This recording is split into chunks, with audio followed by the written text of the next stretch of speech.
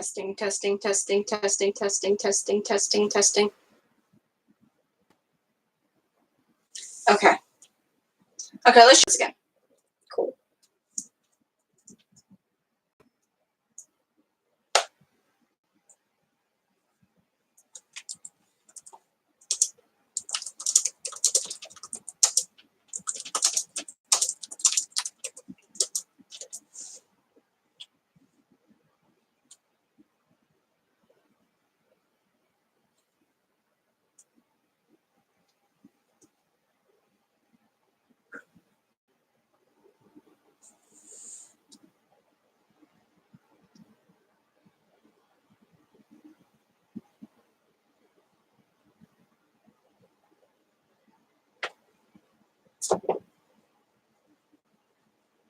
Okay. Yeah, this is a lot better. I figured out what was wrong. My computer was dying.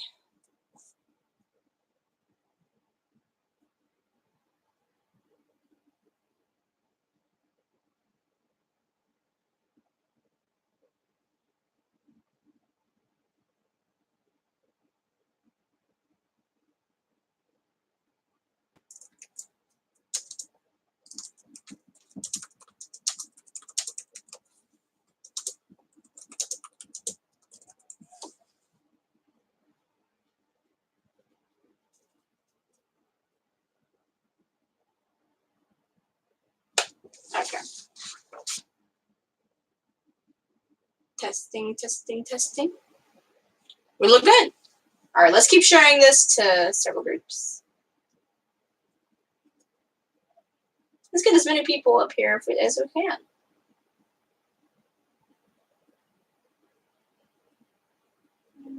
Trying to name Manga.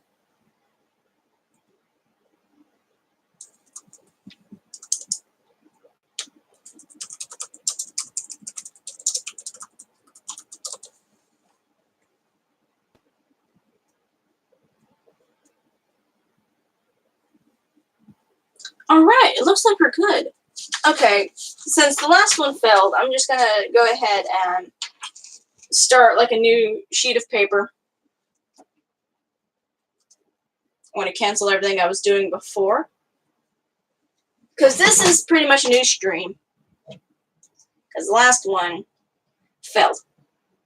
And what was happening is when my computer starts getting like low on battery, it'll just start lagging and crapping out. Like, it's just like, I'm dying and you're making me work harder than what I need to. Okay, so what do I have here? I have, what am I doing? When I post on like Facebook groups, manga groups, you know, whatever, people ask like, what do you do to improve and stuff? But I'm just like, I tell people to, you know, go to tutorials, watch tutorials, and it's lagging again. You gonna lag on me this time?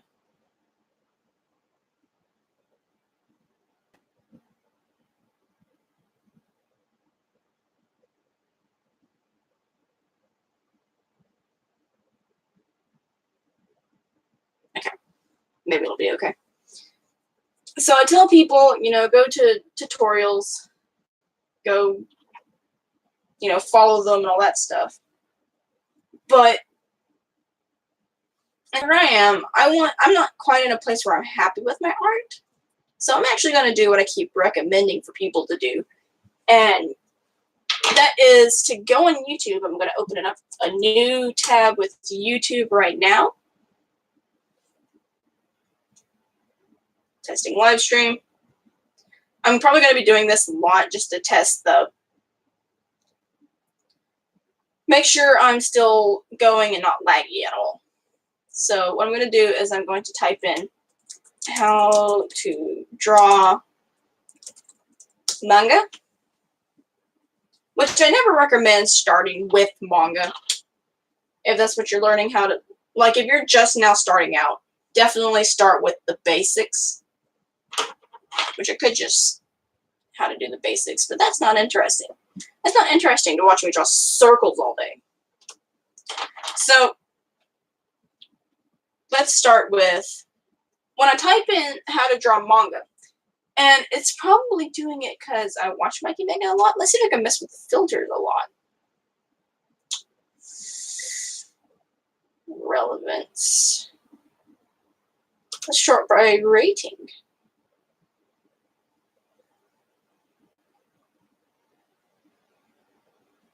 These all suck.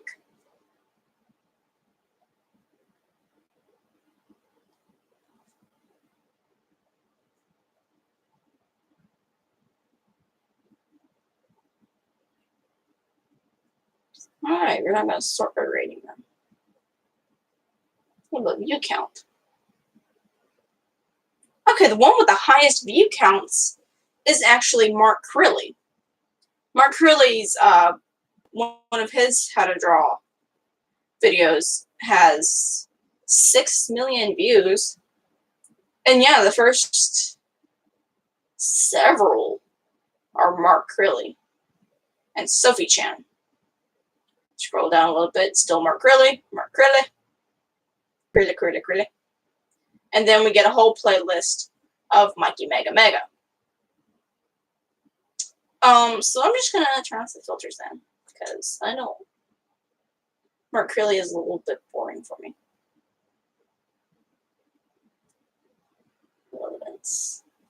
Okay, so when I type it in, what I get first is Mikey Mega Mega. Like without the filters, I get Mikey Mega Mega's mapping the face for anime and manga. That's probably popping up first because it's showing up as like I'm not done watching it. The next one is How to Improve Your Skills by White Manga. Next one is I got some playlist for manga faces and manga drawing. Drawing full body proportions for women in anime and manga by Mikey Mega Mega. I get live pencil drawings, more Mikey Mega Mega.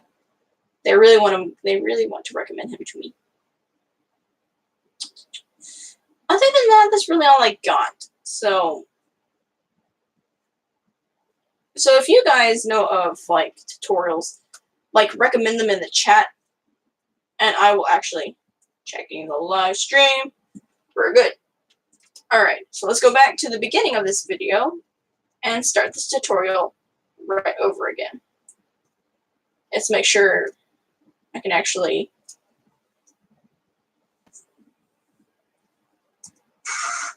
Well, hello there guys and girls, my name's Mikey, welcome back to my room. It's time for another tutorial. So yeah, today we're going to be learning how to map the features onto your anime and manga faces when you're drawing the head from different angles. Essentially a head tutorial that's going to focus on how we get the placement features in these different ways whilst keeping your character looking fairly consistent. Now, I hope you guys are subscribed to the channel. If not, click that button right down there somewhere because there's a load of tutorials for anime and manga inside, as well as the fact Mama Mushroom. As soon as I finish this tutorial with Mikey Mega Mega, I will actually go to her channel and watch her stuff. As well. We've done about the eyes, we've done about the mouth and lips recently, and you guys have been asking for a tutorial on how to draw the nose to your anime and manga characters, what we're kind of showing with those lines and what we're leaving out. So I've got a super cheap mechanical pencil, I've got a load of sheets of printer paper laid down, quite a few, so that I have a relatively soft surface, and of course I've got a rubber, just in case there's any mistakes. Well, you guys call it an eraser, we call it a rubber, but whichever type of mistake, the mistake today or for 1 in 9 months, either's absolutely fine. I also sometimes have a spare bit of paper to rest my hand on whilst I'm working, so that the greases and natural oils from my hand, even if they're clean, won't just affect the paper below. So the very first thing that we're going to talk about when it comes to mapping out the head shape is firstly, start off fairly light and fairly loose.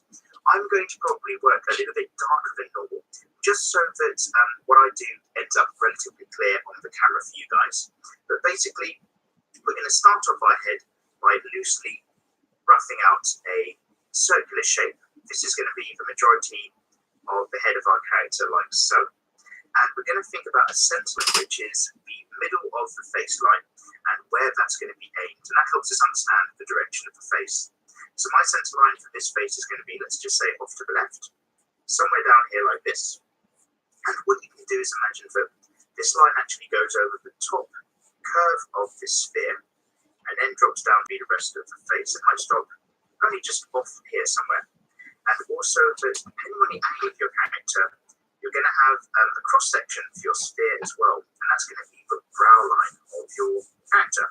So I'm going to go around about here. And there we've kind of got an idea of a sphere and a brow. And what we do then is we flatten off the side of this sphere, this building block. All right, am I lagging again? Just a little bit. It is wide.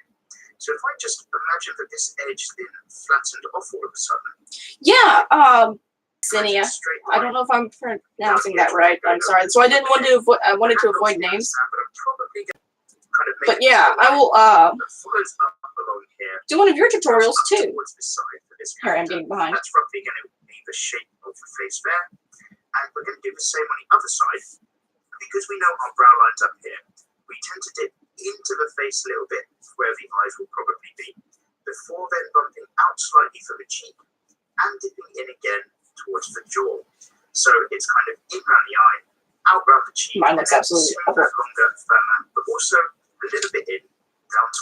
Okay, I'm going to pause this a little bit and fix mine a little bit because mine's not looking up to par.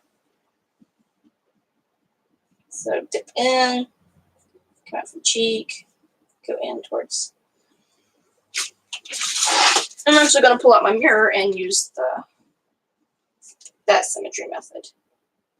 So what I'm seeing is my center line is off a little bit. Like maybe it doesn't curve around the circle enough.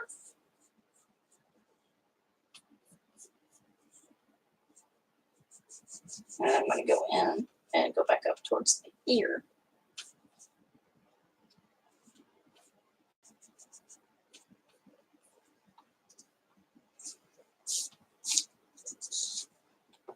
Okay.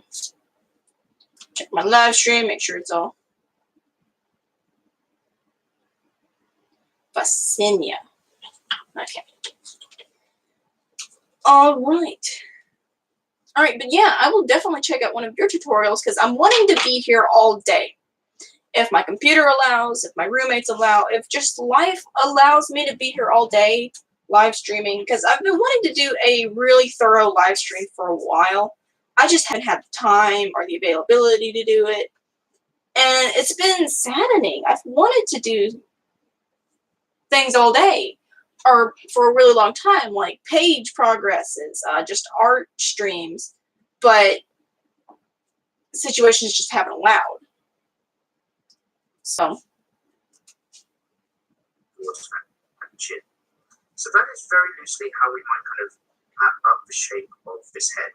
I'm going to do 2 more, and then we're going to come back to each one and put the features in and talk about mapping. So again, I'm going to go up here just so that there's space and get another good loose circular shape in. And again, I'm keeping it relatively light now, but I'm going to go over these lines in just a moment a bit firmer and a bit more darkly.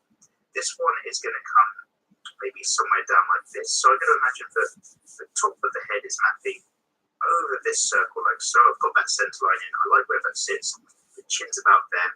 It does mean that in this example, I think the top of our head is again tilted ever so slightly downwards. Ever so slightly. So I'm going to put a center line through there, the axis. I'm going to flatten off, now that I know where the front is, the side of this whole situation by imagining that that's all flattened out there. Just like so. Here we go over the top center. And again, I'm just going to come down from here and just sweep in a line very loosely. It's going to be vaguely, I think, for this character where the chin's going to be. And then because we're a little bit more front on, we're going to accentuate this curving line a little bit more. So we're out of our forehead. Sure, over the brow line, this is the eyebrow area that sits above the eye, so it's sticking out from the head. We're going to go in a little bit where the eyeline might be, vaguely about there. We're going to go out a bit where the cheek might be, and then we're going to sweep in again for that jaw. And this doesn't have to be perfect. This is just a very loose guide for what we're up to. We can always come back and work that in. And then we we're going to do, just one more as well, really quickly. Let's go and get a really low angle on this one, shall we? So again, we're going to go in with our big loose circle. Keeping this loose and quick, because it really helps with the initial stage of your character to be loose, be quick, get that rough shape in. Then once you've got that gesture, that form, or that direction of the head, then you can go in and start to nail it down and get really tight. But we're going to go light to loose for a moment. This head is looking up, so I'm going to go right over the top here, and imagine that my jawline's going to sit somewhere around about here. It's a raised chin. So this means that this one is a little bit more interesting. The brow of this character is going to be something like this, right over to the top, which means with this being our center line over here, I'm probably going to flatten off the side of this. There's a big zone around about here, like this, in fact, before it curves over the top. And that means that our jawline for this character is probably going to be kind of up, if anything. It's going to sweep out like this, and then just sweep up to kind of keep that zone in there, like so. A little bit more difficult to deal with, but we're going to come back. We're going to map it on this edge. Could imagine things go in a little bit where the eyes are, but they're going to bump out from the cheek.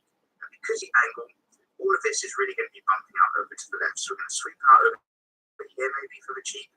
Still drop it in a little bit for where it comes to the chin. Something like so. So we've got very little.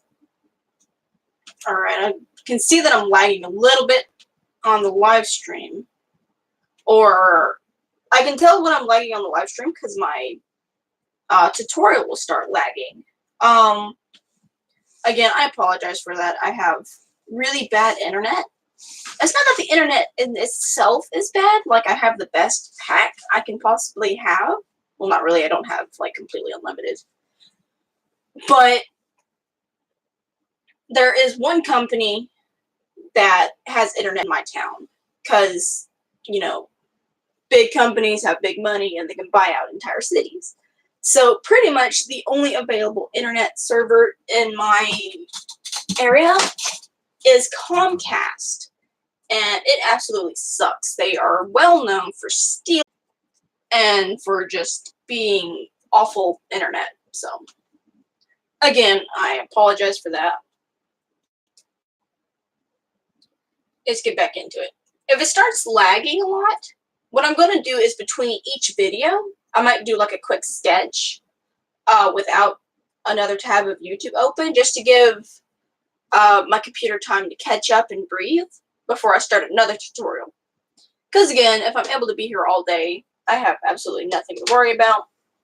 Although at probably around 1 or 2, that's when my roommates are going to be coming home from work for break. So I'll probably be taking an hour break because they are noisy as living hell, and I'm not going to live stream while they're like in there yelling. So This kind of directions of faces going on. I'm just going to get this piece of paper out so that I'm not smudging everything that I'm up to. And imagine that where the jaw meets the head here is also on the other side where the back of the neck's going to be. So I'm going to create a bit of a neckline that comes off of this character here, and a little bit just down here as well, just to show that this head is kind of mounted to something. This might be a bit of a side-on pose for a character, where this is the shoulder and the rest sweeps off like that, but we're not going to focus there too much. And on this character here, we're now going to actually map in these features. So, the first thing we usually start with are the eyes. And what you want to remember is that the eyes aren't sticking right out in the front of the face, they're recessed, they're inside a bit. So, I like to get that far eye in, and I'm just going to do a kind of elliptical curve. For me, just shows the front edge of the eye.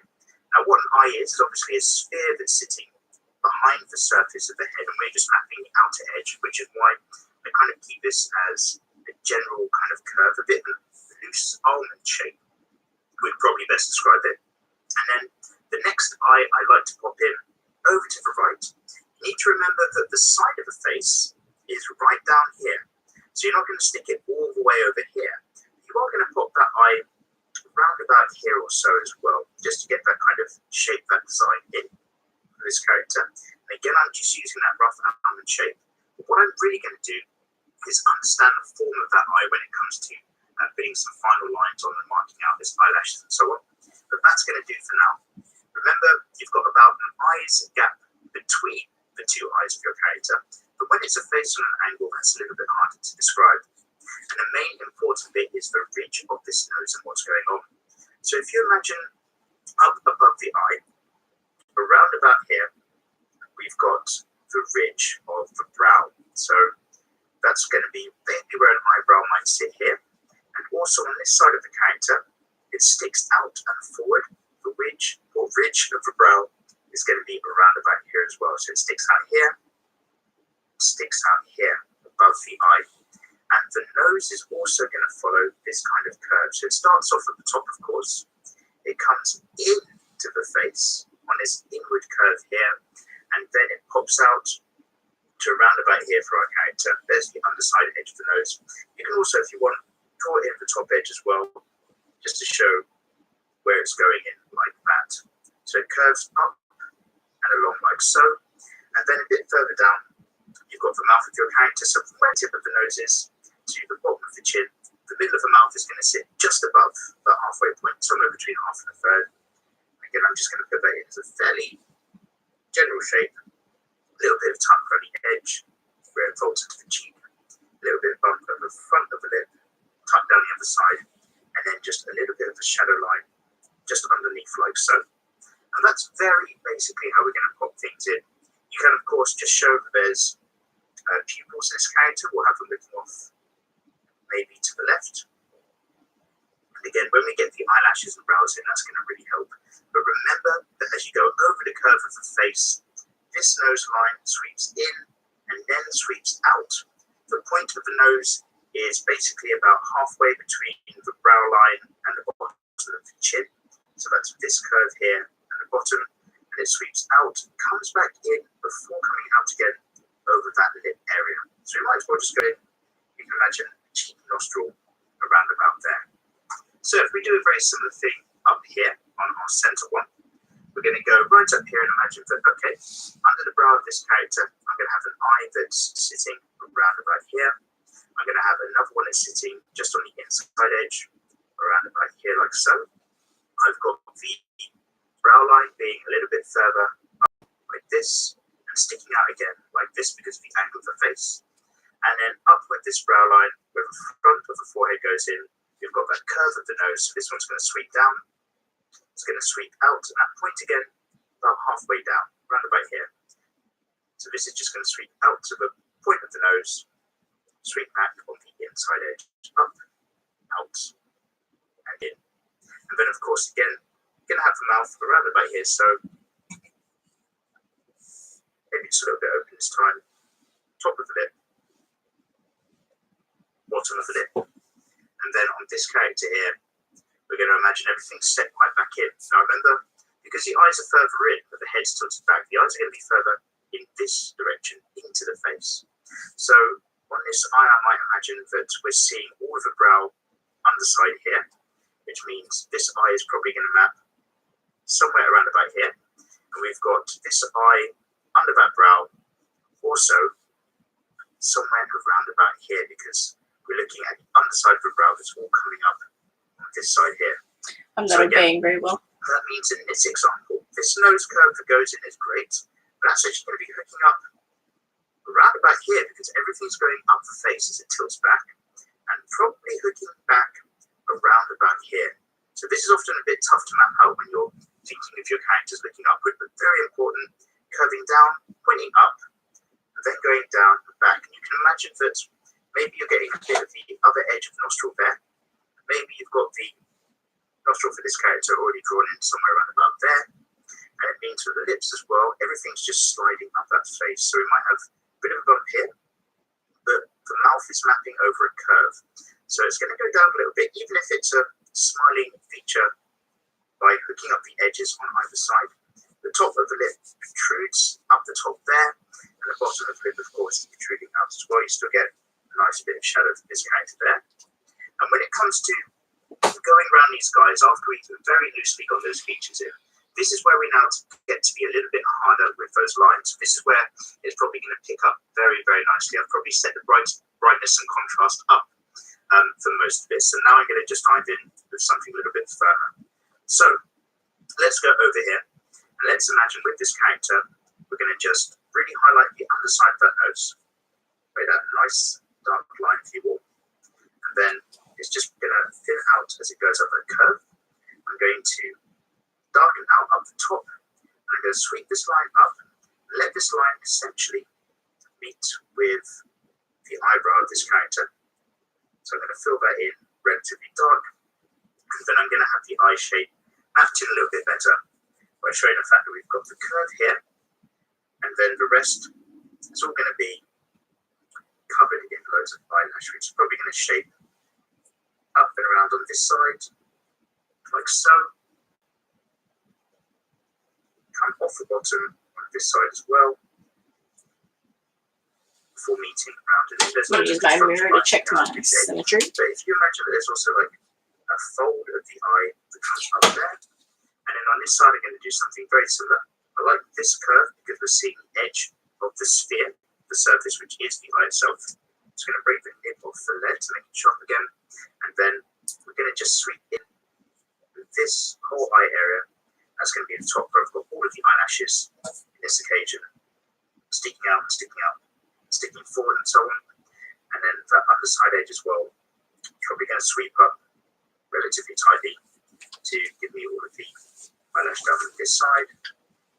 And also up on this edge where it folds in. And thinking about this brow line, I know that the eyebrow of this character is going to sit somewhere on top of this curve, right up here, curving its way in and across.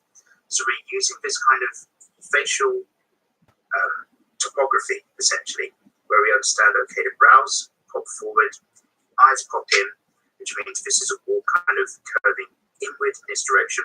But then we've got the eyes themselves, which are then going to just be their own spherical surface, and then the cheeks kind of come out from there.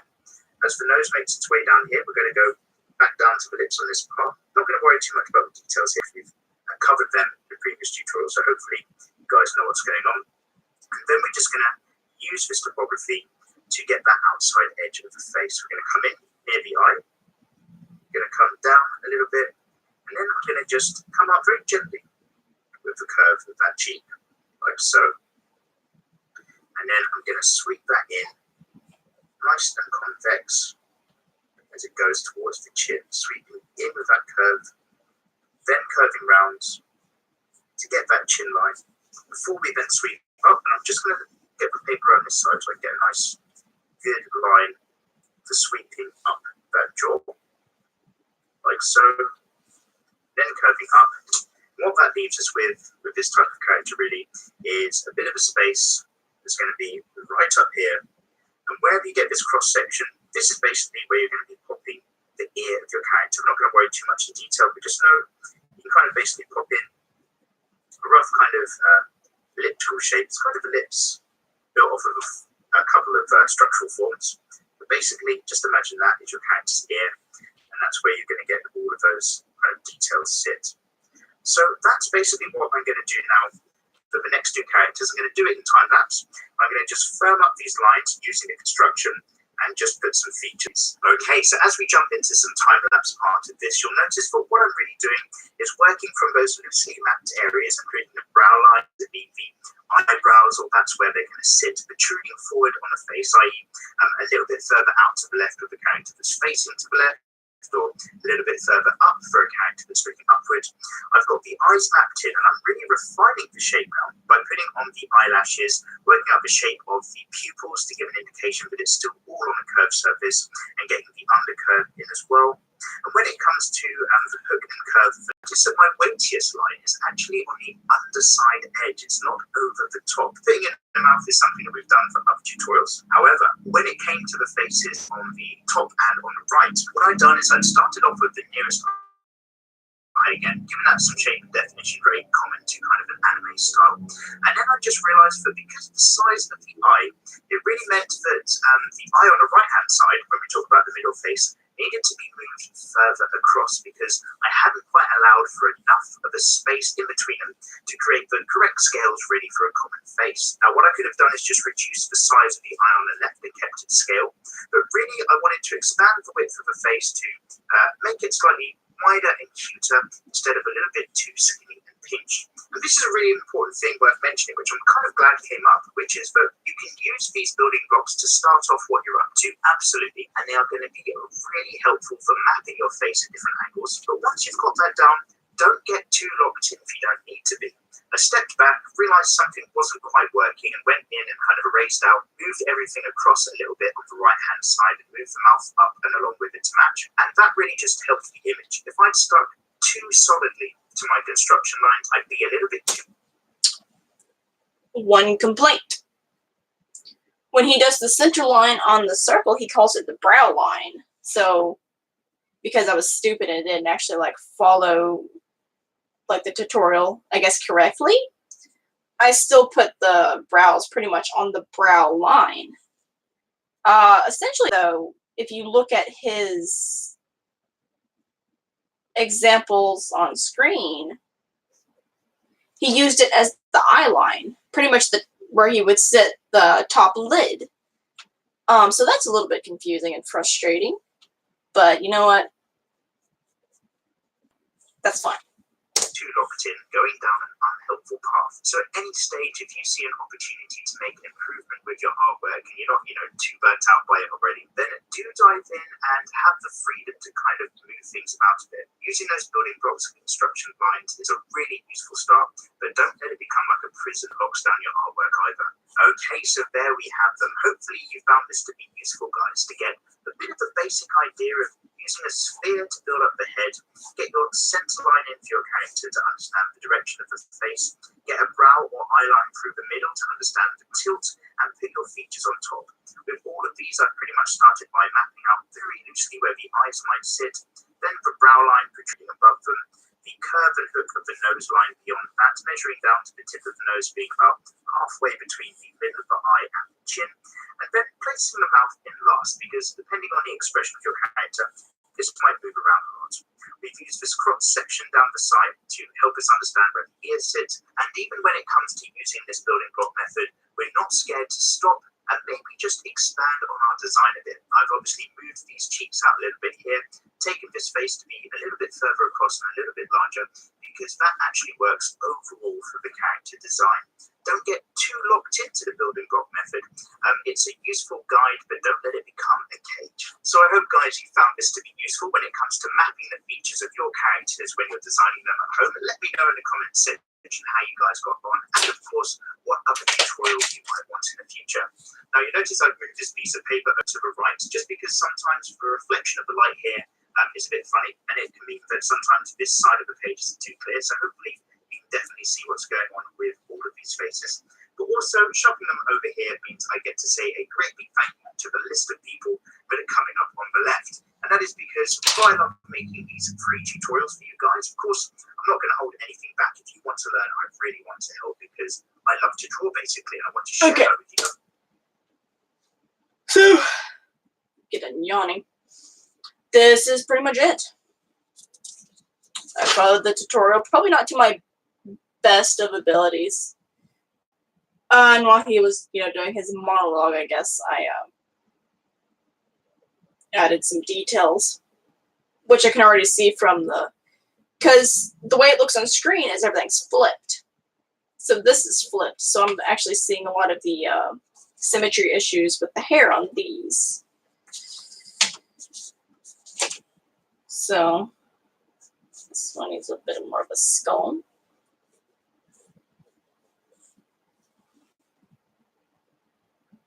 Okay, anyways. The Mikey Mega tutorial. Get into the camera. Get into the camera. Come on. There you go. Alright. Let me take a stretch.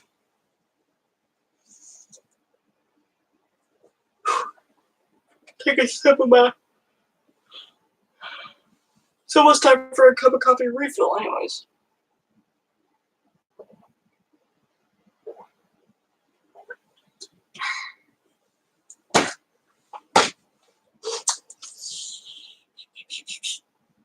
my phone notifying me that I'm live again. Thanks, phone. I didn't know that I'm actually live right now. Alright, let's check out some Mama Mushroom. My Manga Magna. My Manga Life. Alright, let's go to her channel.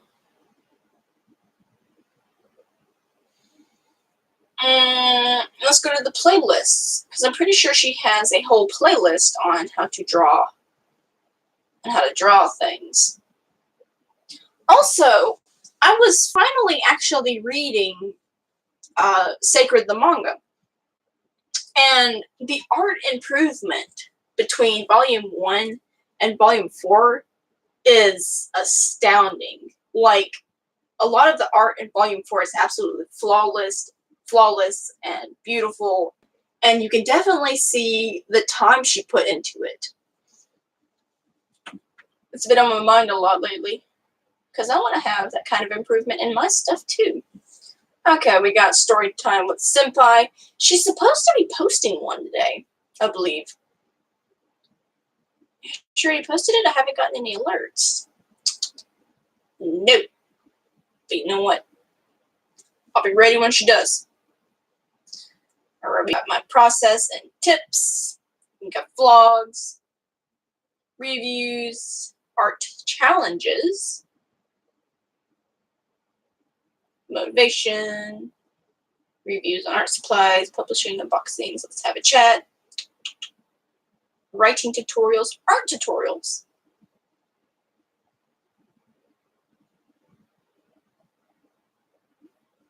Okay, let's go to the art tutorials. Hello my dears, and welcome back to my channel and another episode from my artist life hacks series, y'all.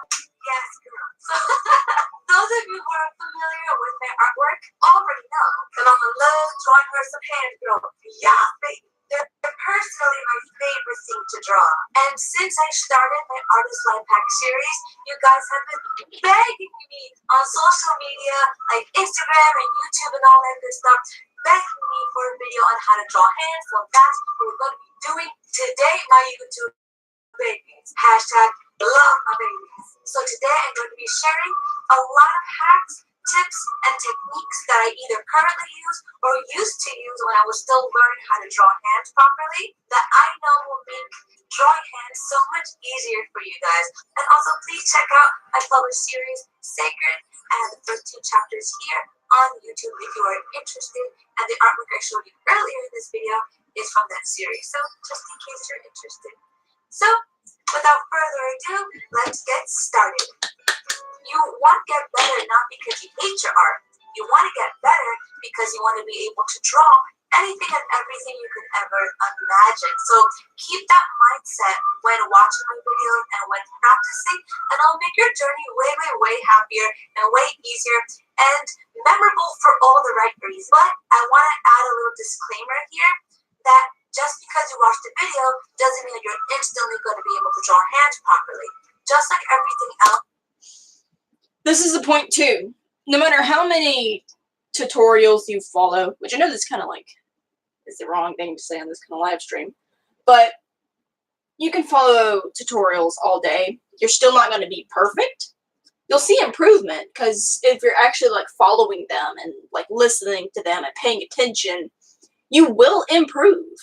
Even if you are pretty much a professional artist, watching, you know, a beginner tutorial and following it will still help you. Like, if anything, it'll freshen up, okay, like, this is what I'm missing, or it'll just freshen you up, because I've noticed this a lot in my sketchbook.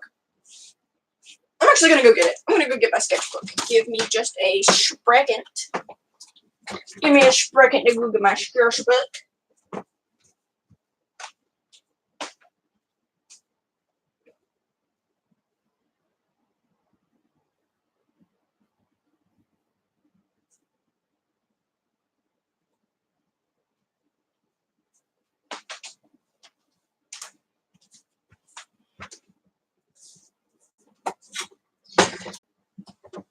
Okay, I have my brush book. The issue I've been having, let's see if I can find a good example. Like, I know how to draw faces, I know how to do all that, but what I've noticed is I've been getting like really lazy with it, and where like nothing looks good anymore. Because I've been getting lazy with it and just kind of just going instead of actually taking time to like practice. Mikey Mega did another face mapping tutorial recently. Like the one we just did was actually an older video, which is probably why it had so many views. But I followed one of his recently, and this was the results of it. So, more tutorials and stuff like that. But recently, I've been getting just super duper lazy with my stuff. And that's probably because I've been storyboarding a ton lately. Like, that's literally all I've been doing is storyboarding. And storyboarding art is just lazy. Like, not as necessarily lazy, because you're thinking about, like, layouts and how things are going to look when it's finished, and you're just pretty much trying to get stuff on paper. But I feel like it's hurt me a little bit because I've spent days, or this last couple of weeks, drawing in this lazy style. I got eraser dust in my hair. How did that happen? So this is mainly to freshen me up because I've got a ton of paper on the way, ready to start book 3, because I'm bored. I don't know what to do if I'm not working on manga, and I want to work on manga. I want to work on book 3 because that's just what I want to do. So I have a ton of paper on the way. I don't want to reuse pages because I have a lot of pages that have like book 2 on like one side, and I figured I could just flip it and use the other side because ink doesn't bleed through. And let's face it, I got lazy with a lot of pages. Like not lazy with them, but I ended up like finishing them digitally, which I hate myself for. But you know, whatever. Let's get back to the tutorial. I forgot how. Okay. Back here. And 3, 2, 1, go. And just like I always say in all of my videos, you have to really take what I say in the video and practice it every day. Dedicate 10 minutes, a half hour to dedicate time to it every day and practice and really pay attention to what I'm saying in the videos, because I promise you it will help you retain the information and you'll eventually memorize everything and it'll become second nature to you. But it's not going to be easy in the beginning. Nothing ever is, but that's okay. Just have fun with it, practice it, and take that mindset and watch my other artist life hack videos, because I promise you, when you watch these videos, you will get something really positive out of them, and it will make your journey as an artist so much easier. Hack number 1, when drawing hands, do not become overwhelmed by all the fingers and doodads. Break it down into basic shapes to really map out the hand and then add the details later. Now, this is what I mean by this. It also becomes easier if you look at the palm and the fingers as 2 separate shapes. Now, when you look at your hand, think of your palm as like a little square, a rounded square, but just when you sketch it out, draw it out as a square. And the fingers can either form a triangle, some type of half circle thingy, or a complete fan. So you see that shape right there? So when you are sketching out a hand, that's pretty much what you want to do first. And this is pretty much how the process will look. So the very first thing you want to do is actually map out the overall shape of the hand. Well, like I mentioned before, you have to think of the palm and the fingers as 2 separate shapes. So the palm looks something like this. Okay. No, I'm just going to use her hand because my hand. This is the issue I have.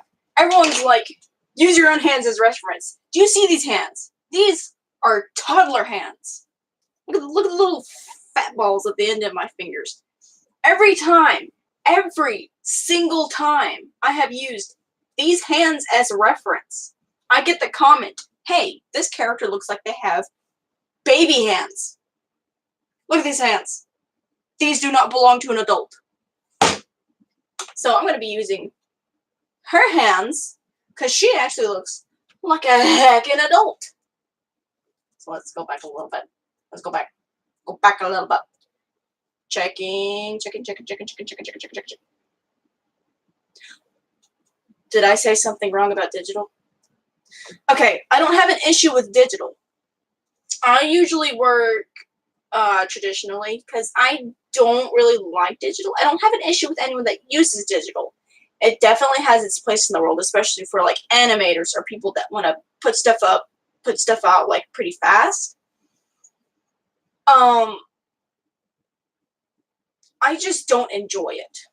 It feels like a chore to me. And I don't understand why. Anytime I'm working digitally, it feels like a chore. Like, even with coloring or line art or just drawing or doodling, it feels like a chore. It feels like I'm doing something that I don't want to do. And I don't quite understand why. Like, even with screen toning and stuff, I don't like doing that digitally either. So when I scan in my black and white pages and ready to tone, I'm sitting there like, why do I gotta do this?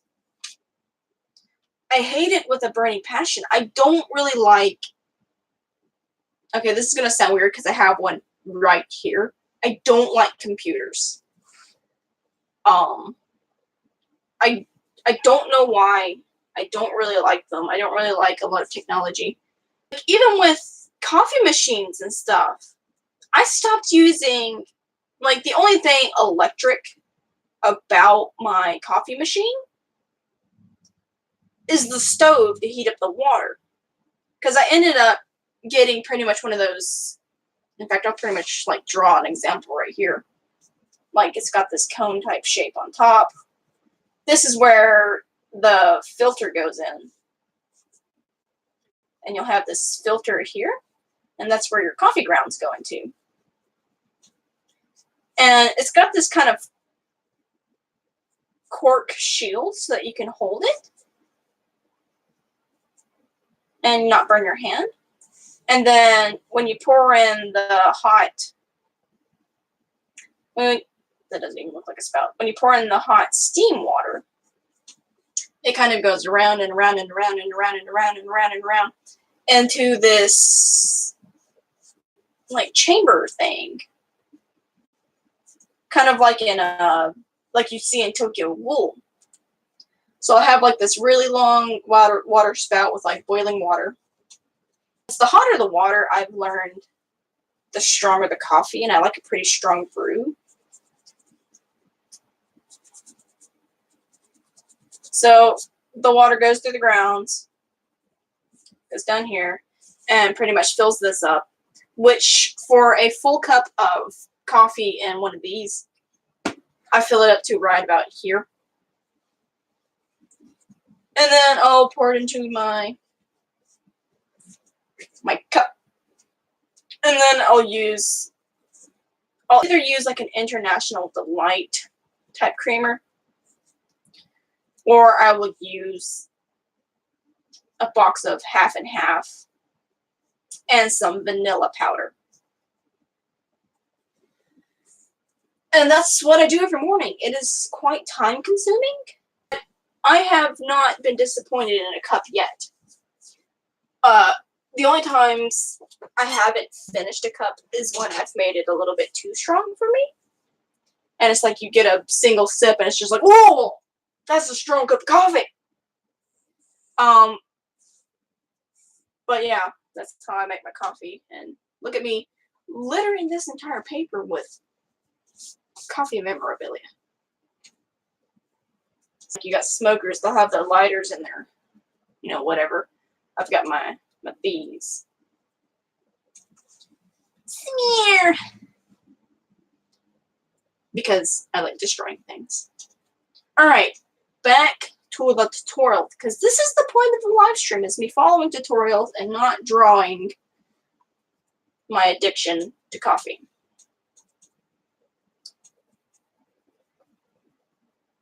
Wait a minute, stop. Get out of here. As two separate shapes. So the palm looks something like this. This also has a little bit of the wrist in it. Make it nice and dark so you guys can really see what it is that I'm doing. Okay. She's using really straight lines. Like, she's just pretty much like wrist, hand, straight line, down to the thumb, back down to the wrist, and this is the wrist. That's pretty much what she's doing. When I'm doing references, I usually like to get as close to the thing as possible. Like, the way I'm seeing her hand here is it curves up a little bit, and there's more of like a dome shape in her hand, where it goes back down to the index finger. And then it's, because she has very soft looking hands, so it's more like softer shapes.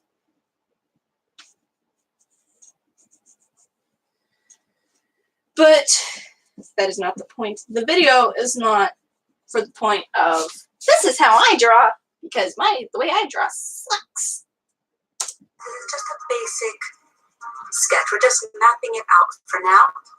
Now the next thing I wanted you guys to see is the shape that the fingers take on. So it's something like this. Remember, it doesn't have to be perfect. We're just mapping out the shapes right now. Now, I don't know if you can see, but the palm is more or less the same length as the longest finger.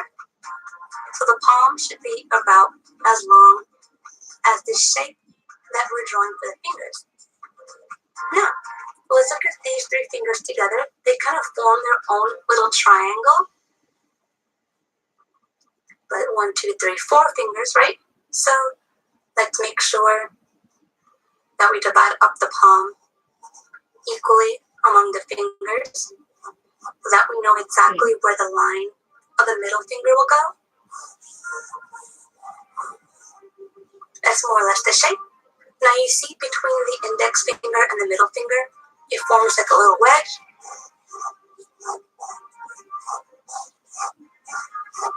Represent that. And now the index finger comes down. Now this is made up of 3 fingers, so let's divide that up among the 3 fingers.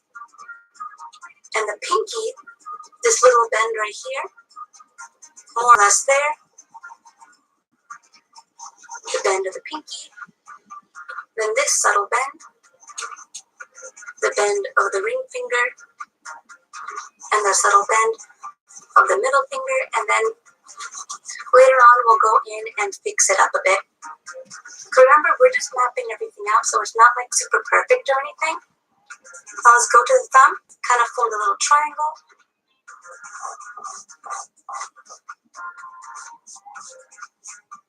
More or less like this. And that's pretty much how it is. And the next thing you'll do is start correcting the anatomy and the proportions, erasing the sketches, and thinning everything out, and just fixing it up. But this is how you would map out the hand. And now it's up to you to spend as much time as you need making sure that all the little details that you see on your hand, you actually represent it in your drawing.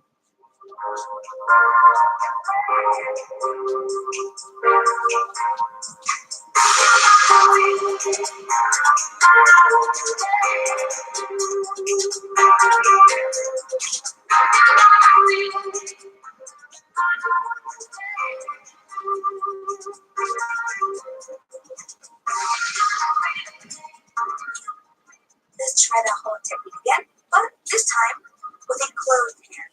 You and I are going to be seeing this hand at a slightly different angle because, the camera's seeing it one way and I'm actually here, so the angle is going to be slightly different, but what I'm going to say still applies to drawing a hand like this, okay? So first, you want to sketch out the overall shape. It's a funny shape, really. It's in between a square and an oval.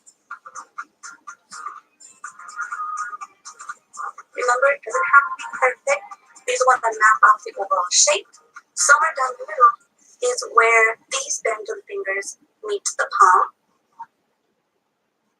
And around up to here is where these two fingers meet. Make a line down the middle, line here, to map out more or less where the fingers will go. This finger is actually more extended, so we'll drop it on that. But there's only... So one thing I'm noticing here with mapping out these shapes, it's like kind of like an envelope. Like you could draw like a little latch there, and it looks kind of like a misshapen bag with like an antenna, I guess. A lot going on with the bend of the fingers, and you're able to see a little bit of the side of this finger and this finger. So you'll want to represent that when you go in and draw all the details.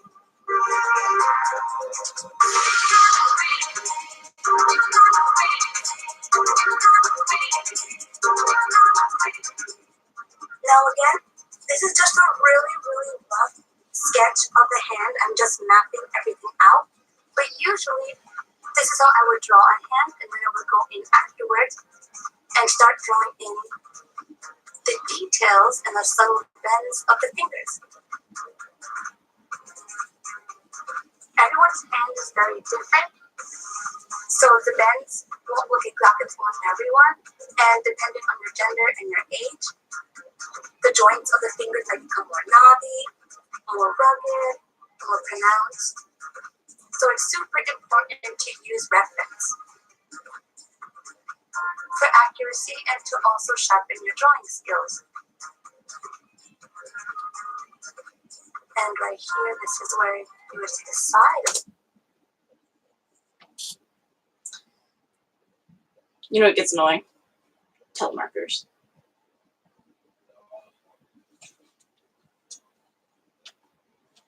Alright, my roommates are in the house, so I apologize for any noise. I'm gonna work on this a little bit.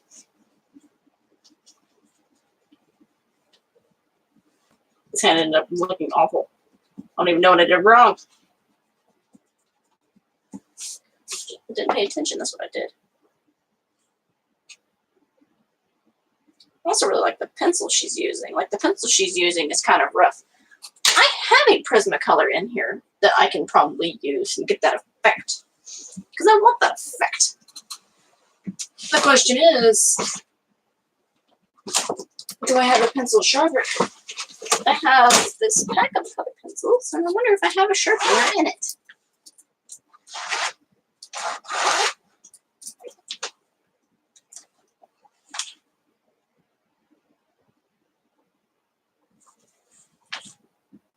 Nope. I do not.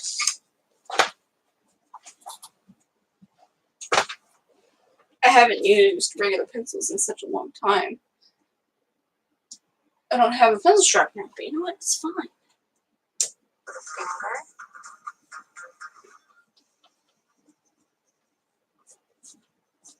A little bit of the tip of the pinky finger was showing.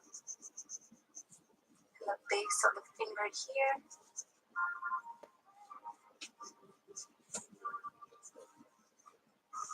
And again, still a rough drawing. This is only spending about 2 or 3 minutes on the hand. Don't feel discouraged if it takes you longer to get to this point. It takes lots of practice, but... Okay. With the wrist, I see what I've done wrong. Do a little bit. Okay, so I'm going around this way, and I'm going up at kind of an angle.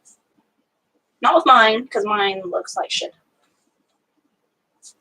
So down a little bit. Is that right? So, do the finger fats.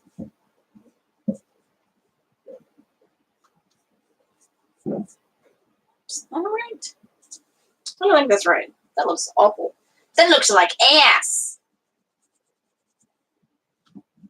Okay, you know what? No, be gone with you. I don't like you. But if this were an actual drawing of mine, I would be spending at least another 10 minutes really cleaning it up, fitting out the lines, and making sure that the anatomy and the proportions and the perspective was correct, do not use those wooden mannequin hands as reference. I repeat, do not use wooden mannequin artist craft as reference. They have limited mobility. They do not pose the same way that the human hand does. And on top of that, the mannequin hands will never show you the full ability of a thumb or the folds that form when it moves. So again, I emphasize use real life, real people, real photos of real people as reference. You will only benefit in the long run. This also goes with little wooden mannequin things. Terrible. Hack number 3. Okay, with the wooden mannequin things, I can see how they would be useful for like finding angles and not necessarily poses, but like angles. But if you're like actually trying to learn how to draw, don't use them.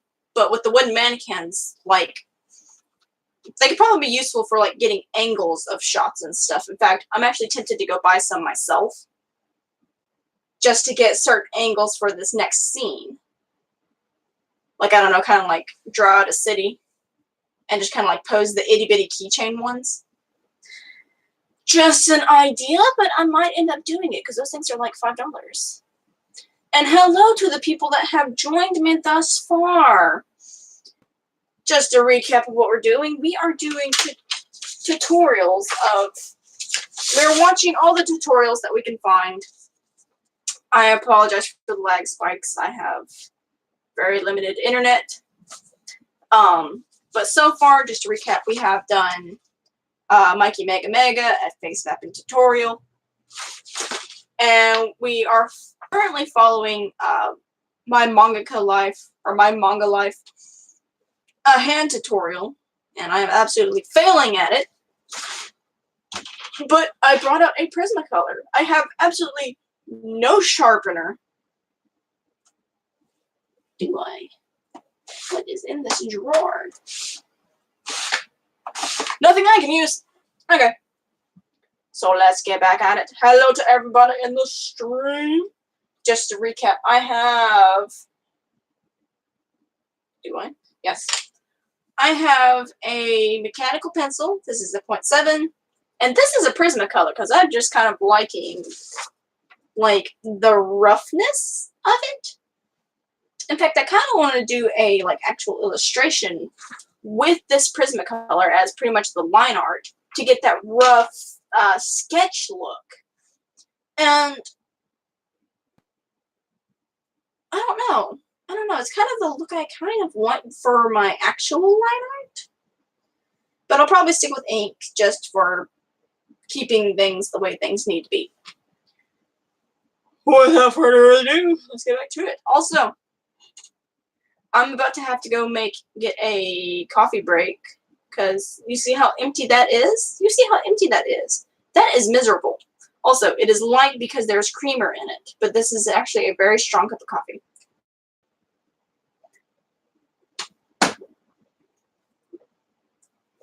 Also, if you want the mug, it is available on my website, legendoftheerased.com. It's got this image, it's got the logo, it's got this image, and this is an 11 ounce cup, so it's actually a pretty big cup. This is my hand. My hand is really small, but like normal mugs are like this big. So this one's a good bit more size. So like, it's nice. And also I use a life hack with it. Because the cans of vanilla powder I get have this little plastic lid. And the plastic lid fits perfectly on this mug. So I can use it as like a to-go mug. Because like I'll cut like a little section in the lid. So I can like just like drink out of it. And it's smart and it's nice. So let's get back to the... Okay, we're only halfway through this tutorial, so I'm going to get this back out. I'm probably going to have to start drawing smaller because I've already used most of this paper. Okay, whatever. We're still sticking to using your hands as reference.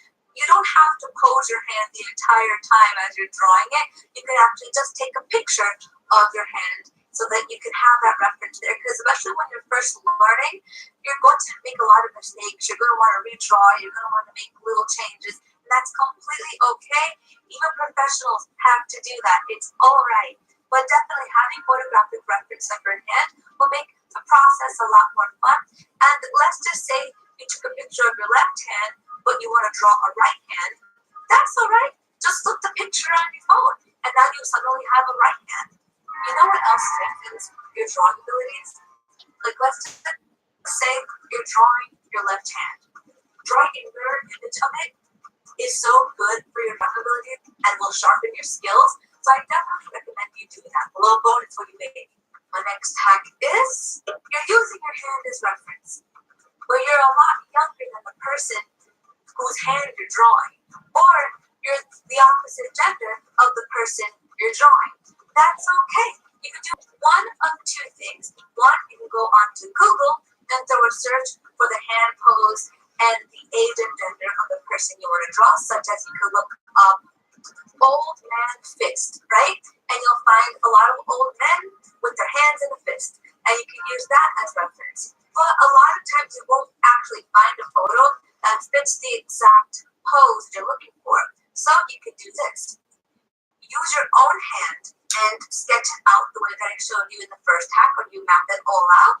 And then all the details such as the wrinkles and so on actually use photographic reference of an old man's hand. So you'll have the overall sketch of a fish based off of your own hand and your proportions and your anatomy. And then you kind of begin to alter it based off of the photos that you're finding online. So you might actually make the joint in the fingers more knobby so that they look older. You'll add wrinkles to the top of the hand, how the knuckles and the sinew in the hands may actually become more prominent, all based off of the photographic reference that you found online. And for my next hack, which is more like something you have to keep in mind when drawing hand poses, so that your hand poses don't look crazy and your fingers don't look broken. What is the hack I'm going to tell you? Know which of your fingers are alphas and which are omegas. What are you talking about, girl? You make it no sense. This is what I mean by that. But you're going to have to play along with me, okay, guys? So take your hand and put it on a flat surface. Now, follow along with me, okay? Try to raise your thumb and move it around. You can raise it and move it around pretty easily, right? That's because your thumb is an alpha. Now try to hold your index finger. You can lift it, you can go in circles, it's really, really free. That's also an alpha. Now try to raise your middle finger. Pretty easy too, right?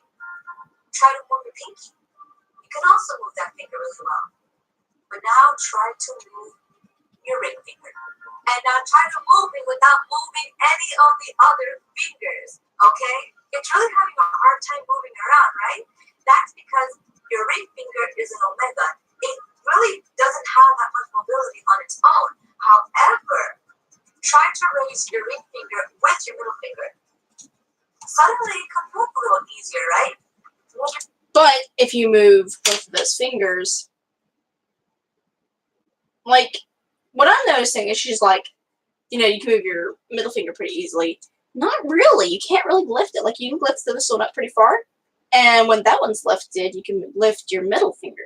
But if you move down your index finger, this one has a little bit more pressure. So this one, you know, just play with your hands. Giggity. Other than that, you know.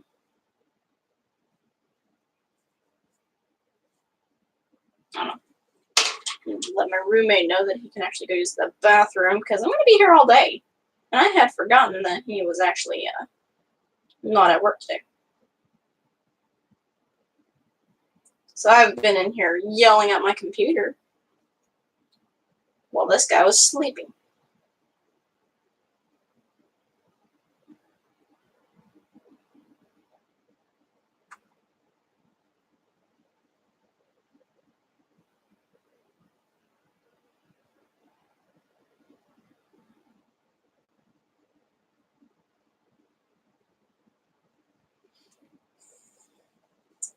Message has been sent. Okay. Checking the chat. Checking. Oh, we got 2 people here. Oh, thank you for the like. Thank you, thank you, thank you. And again, if you guys want to like follow this too, like feel free to have like another window open with another YouTube tab.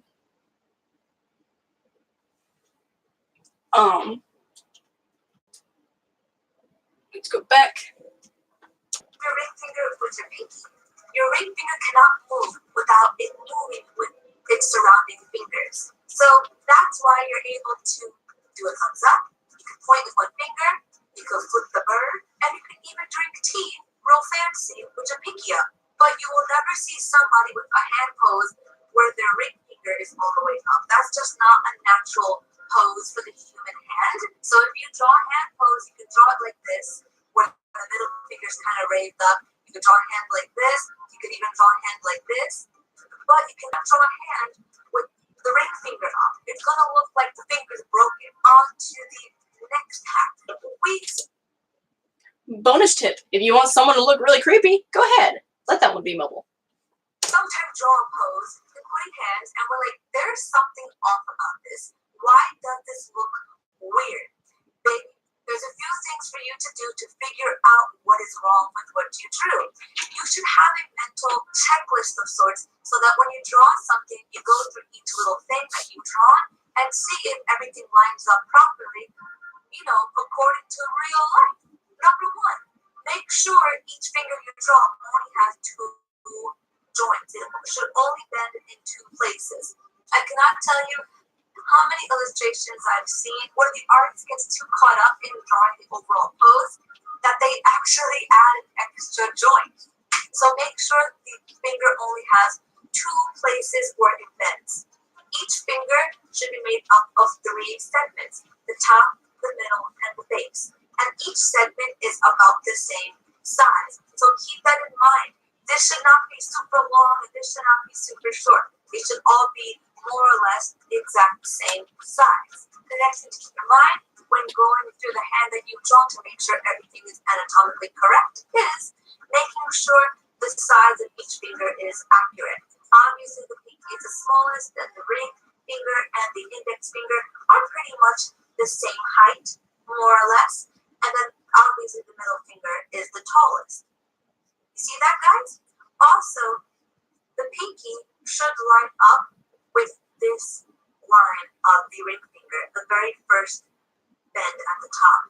And when it comes to the thumb, depending on the pose, when the thumb is straight like this, it more or less lines up with the middle of the base segment of the index finger. But when it's bent, it can line up with the top of the palm. And also, the top of the palm here actually follows the same slope and shape as the tips of the fingers. You see that? I know it sounds like a lot of information, but the best way to make sure that you get all this right and to help you memorize all this is always use real life reference when drawing hands. Because when you're drawing from reference, you have a way to make sure that everything is lining up perfectly because it's right there in front of you to refer to and examine. You know what I mean? So definitely draw from life all the time, and all the stuff I just mentioned will literally just become second nature to you. You're going to do it without thinking, as long as you practice all the time and you draw from life. Also, keep in mind the direction and angle of the fingernails. Okay, you don't even understand how many drawings I've seen where the finger is obviously on the side of you, but the fingernail is like on the side. So it makes the finger look like it's all twisted and tangled and mangled and crazy. So make sure that you're really paying attention to the angles of the nails so that it doesn't look crazy and your artwork looks more accurate. No matter what style you want to draw in, I emphasize and beg of you to please learn to draw from life first. It is super important to be able to draw from life first so that you learn the proper rules of anatomy and proportion, and then take what you've learned and apply that to whatever style you want to create. It'll only benefit you in the long run, and you'll become a more skilled and confident artist. Even if you're using real life as reference and you're just simplifying it for your style, your art will definitely benefit from knowing how to use real life things as reference environments. This goes for architecture, animal, plants, and people, clothing, all of it. You can't go wrong learning how to draw from life. Please check out the other videos from my life hack series. The link to my playlist of all my life hacks are right there in the description box below, so please check them out, guys. Don't forget to like this video if you find it useful, and don't forget to subscribe so you won't miss any more videos like this. Okay, guys, so until next time, please take care, God bless, and do not be afraid to nerd out. Take care, guys.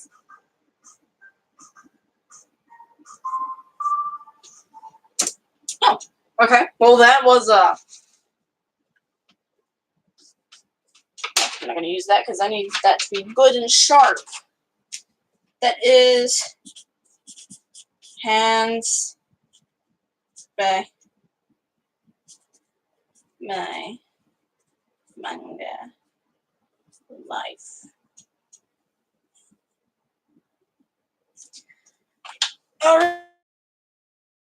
Alright, so we have been doing this for an hour and almost 17 minutes, and we have done 2 tutorials. So we've done a face mapping, and we have done a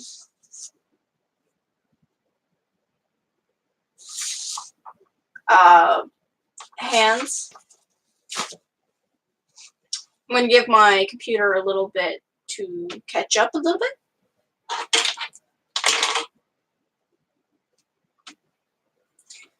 Does anyone have... Okay. I'm going to check out your tutorials, Vess. So I'm going to go over back to YouTube.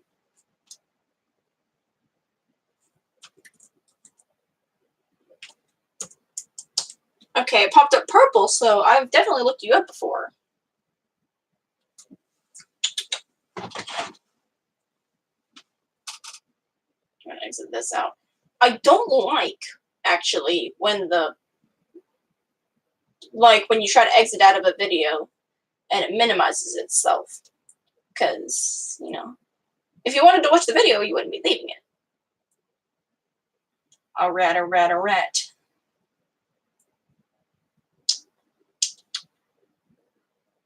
Let's go to videos. Looking particularly for a tutorial.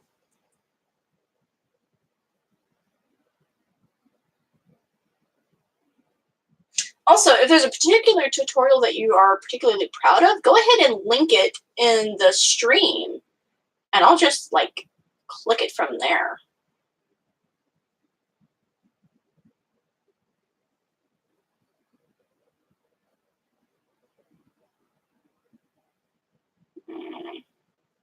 Yeah, go ahead and link your favorite tutorial. I'm gonna go, like, refill my coffee and take a quick, like, 10-minute break. I'm gonna go ahead and set my stuff right here.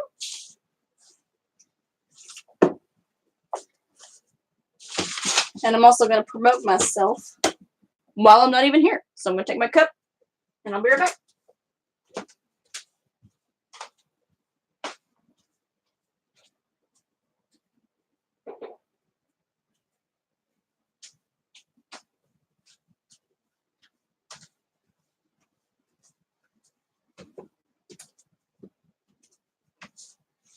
I'm actually gonna mute this while I'm gone.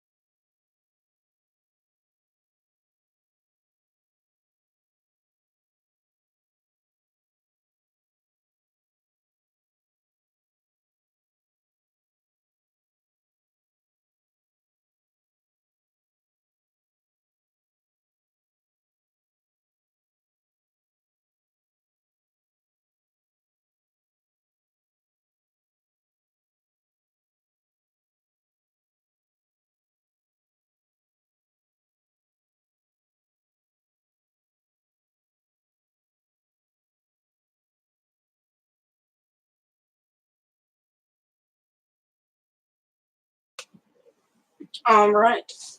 I'm back. I'm just gonna share this one more time because I don't think people have actually seen it. Just share it to Twitter. Just share the link on Twitter. Tweet.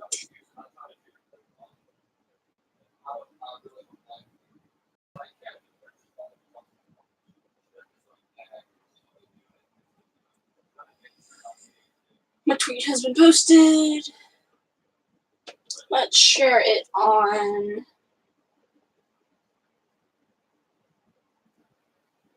I don't even know what half of this stuff is. What is this? LinkedIn? Email? Whatever the heck that is. Where are most of these in Russian? Share it on Facebook one more time.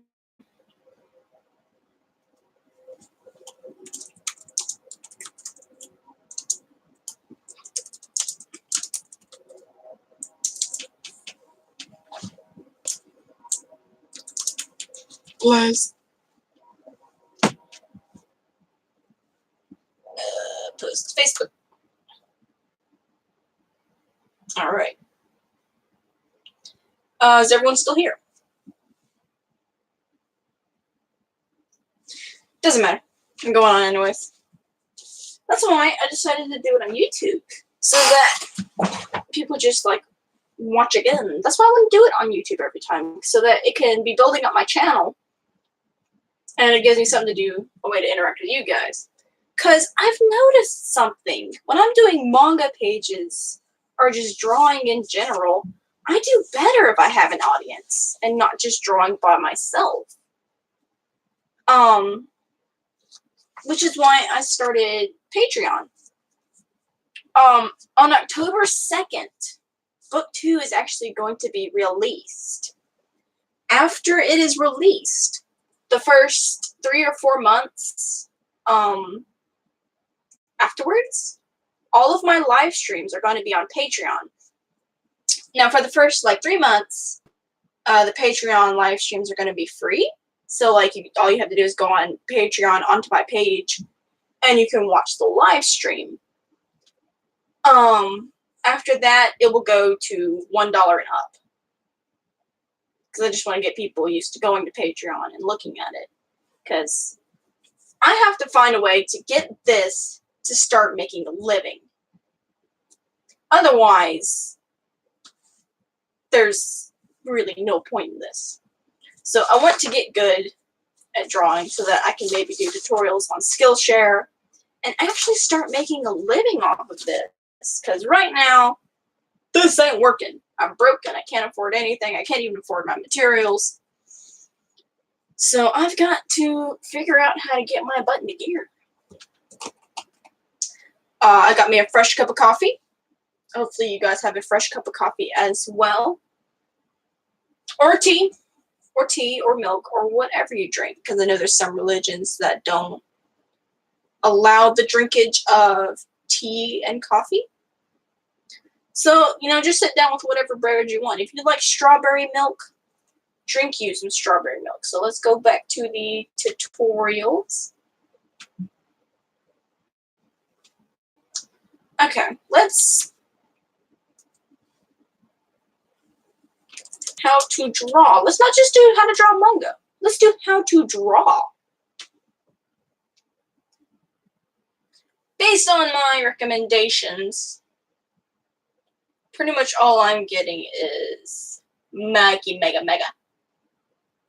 Okay, but he also has a hands tutorial, but we just did a hands tutorial. This is all how to draw a something. Instead of how to...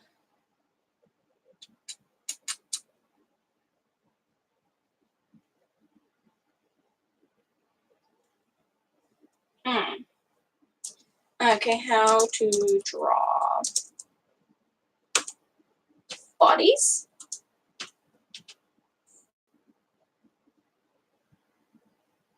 Alright, Jazza has one. Of course, my manga life. My manga life. I was getting it right. It was my manga life. Okay, let's just. It's Mama Mushroom. It's Mama Mushroom. That's all you need to know. Jazza has a few.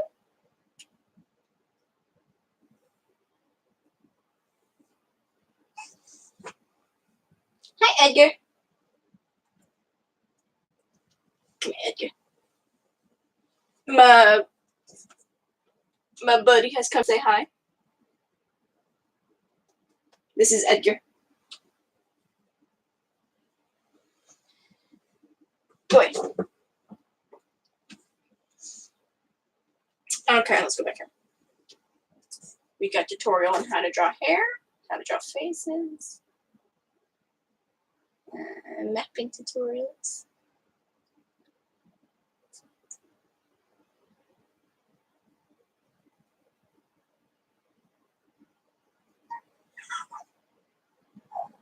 What is it, Edgar? You wanna go outside? Not you, Tater. Thank you. No. Guys, we just took a break. We're not taking another break. We're not taking another break until we have to get off. Yeah, I know you're lonely. Feel better? Yeah, your hand was rough. Your hand was rough these last few days. Okay, but we need to get back to the video. Okay, Sakura. Is it Sakura or Sakura?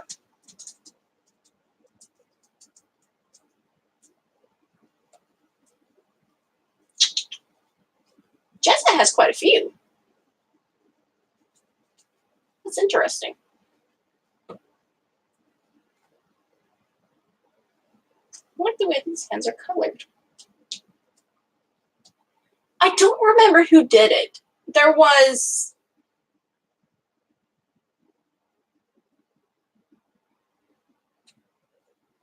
Proko.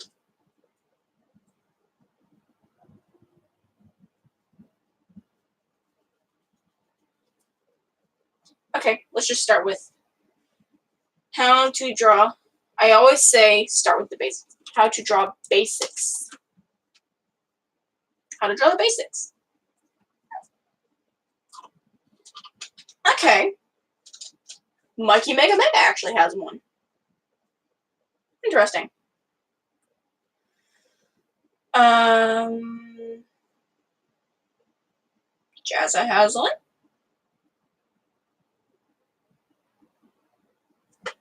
There's a Ted Talks one. Edgar, if you bite my toe, do not bite my toes. Got a message. Nobody cares.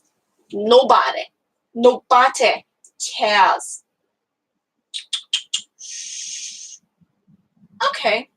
Okay, let's start with the Schaefer Arts. So, Sketching Basics and Materials, Episode 1. How to Draw, Episode 1. I'm going to let my cat outside because he is being a butthole. Edgar, goodness, buddy, come here. Edgar wants attention, and I don't want to give Edgar attention. So Edgar is my buddy right now. Meanwhile, Tater, my dog, is just looking around the corner and crying because I'm not letting him out. No, you're not allowed on my desk. That is a demon I do not even want to open up.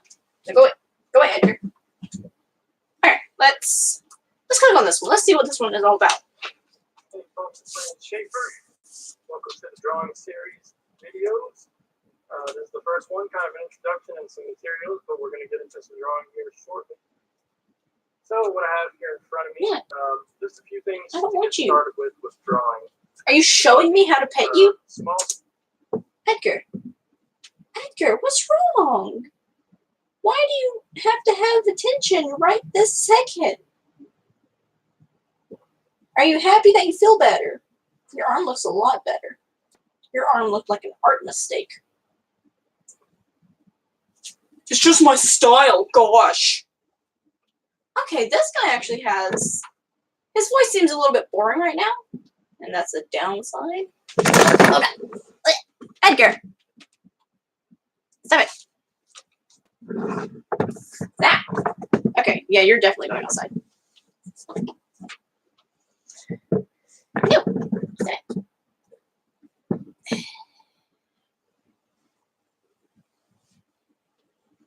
Say goodbye. Say goodbye, Edgar.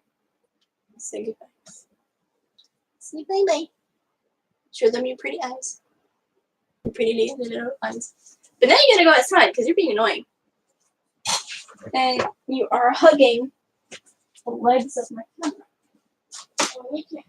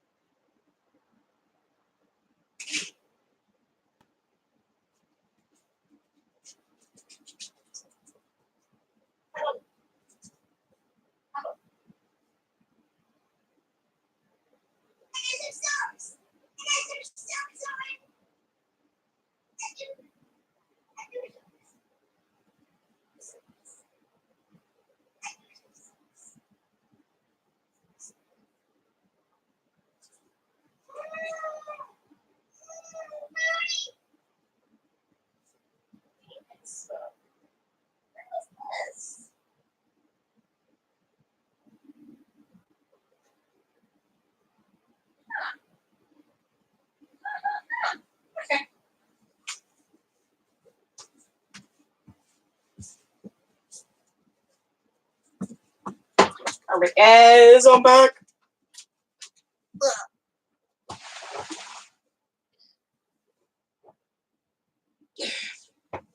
Let me fix my camera. Fix my camera.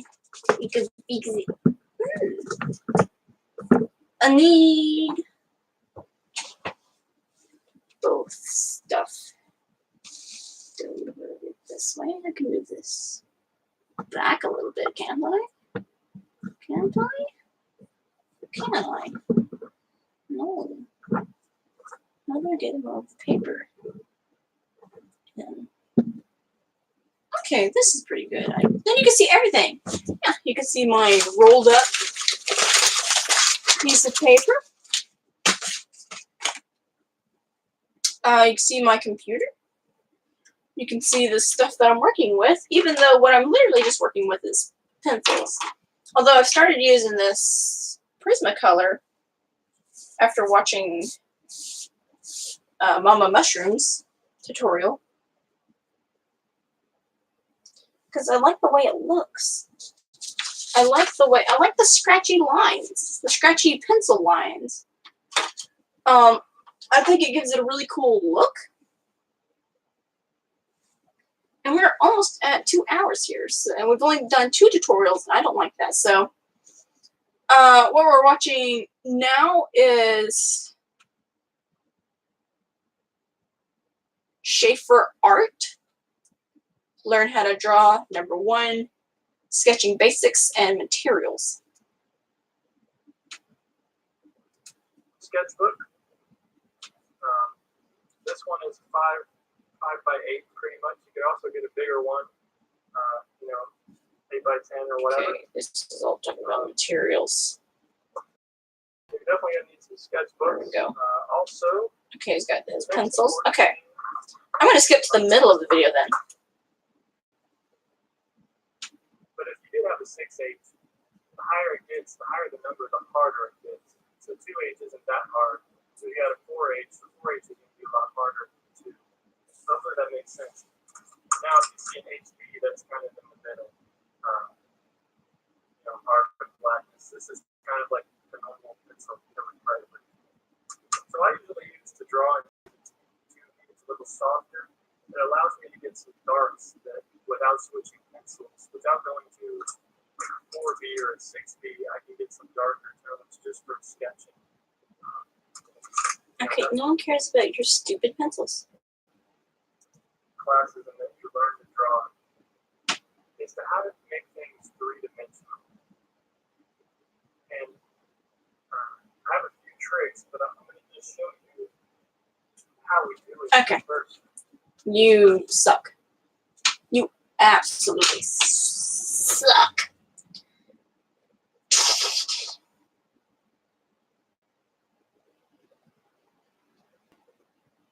Okay, yeah.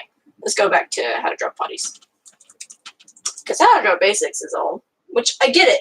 You need the basics. You need, if you're an absolute beginner, yes, start with things like shapes and triangles and stuff like that. How to draw the human figure body construction tutorial.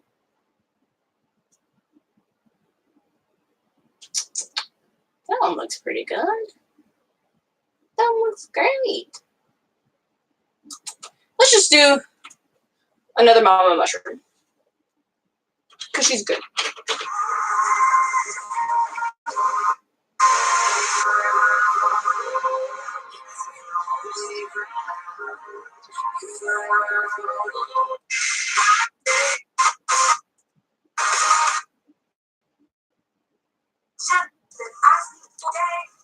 Hello, my dears, and welcome back to my channel.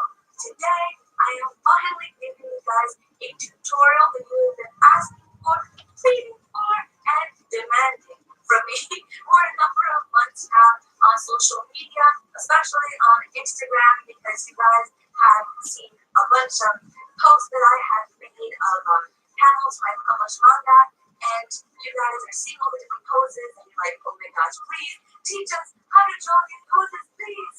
And so today I'm finally going to make this tutorial. This video will be part 1 of a short series of drawing hack videos that I'll be posting over the next few days.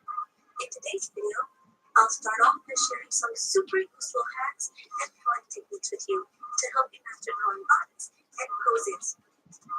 In video 2, 3, and 4, we'll practice drawing basic art, leg, and torso poses using the techniques taught in this video.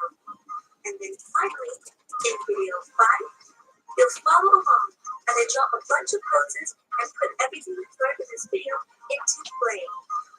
And guys, do not forget to give this video a big thumbs up if you find it useful, because it gives me a lot of encouragement and know that you're enjoying these videos.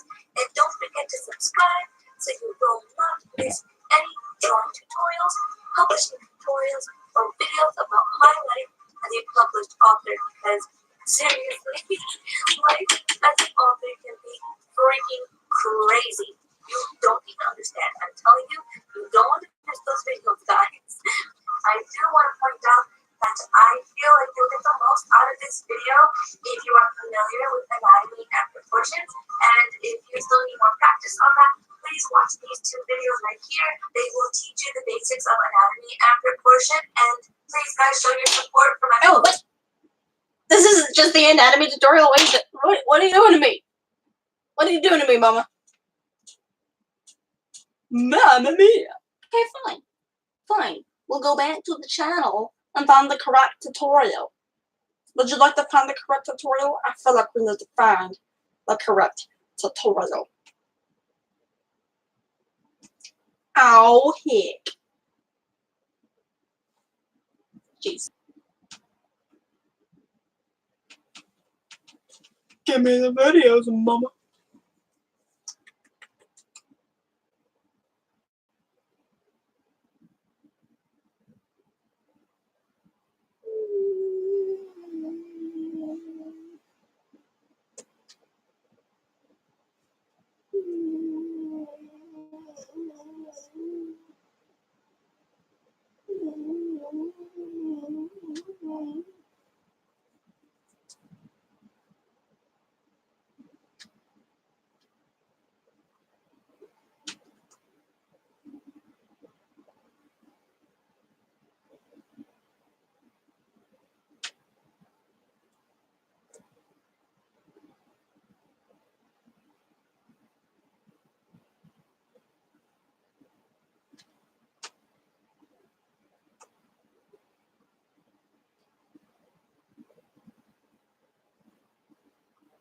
I'm actually not even seeing it.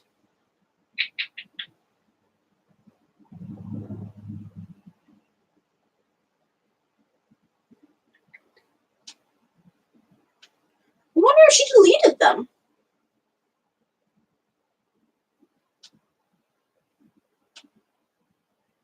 That's dumb. Okay, let's go back to that video then.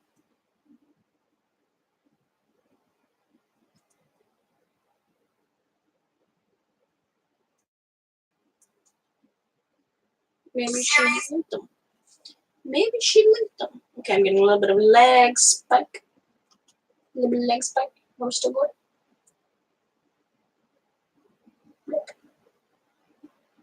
We're still good.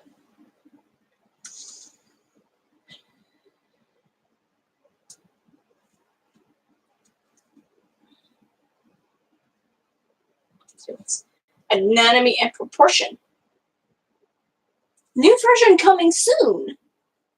Okay, but this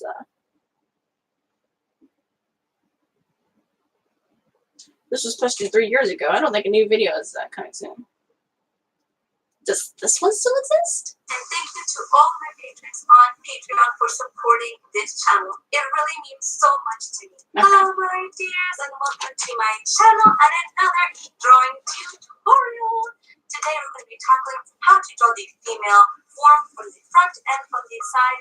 This is a redo of an older tutorial that I used to have on YouTube, but I did not like how I did that video, so I'm redoing it in the hope that it will be easier to understand, won't be as long, and I will also be answering all the questions that you guys gave me in the comment section of the original version of this drawing tutorial. So I hope you'll enjoy the changes, and don't forget to give a big thumbs up, subscribe, and check out my other drawing tutorials. Links down there in the description box below, guys. So without further ado, let's get started. Okay, so the first thing I wanted to explain to you guys and kind of describe this weird layout is this little chart right here. As you can see, there's 1, 2, 3, 4, 5, 6, 7 little ovals here, and each oval represents how big the head of the character is. Okay, so of course she's doing the head method. So let's measure out our paper then.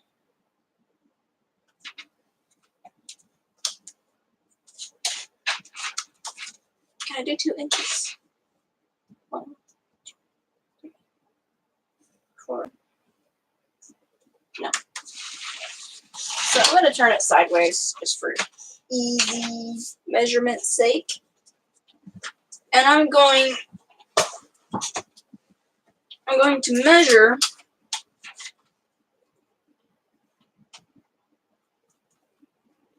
I can get my ruler straight. I don't have one of those T rulers. Those things are expensive. So I'm just going to straighten this out a little bit, make sure I got my edge. Get my ruler. Press it up against the edge. And this ruler is pretty big, so I'm going to have to reposition myself just to get there, just to get it on the paper. Okay, so she's got 7 heads on this paper that she's got. So I'm going to do 7 inches.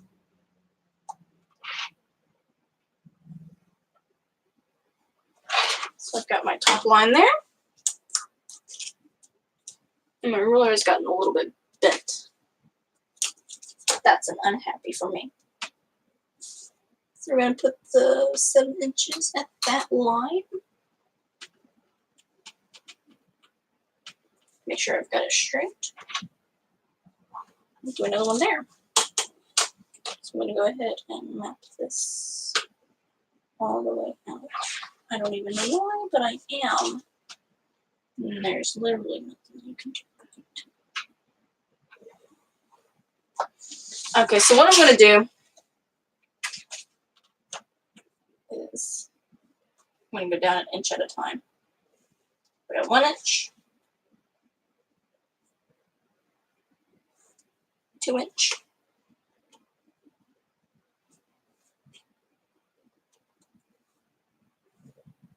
3 inch, inch. 5 inch. 6 and 7.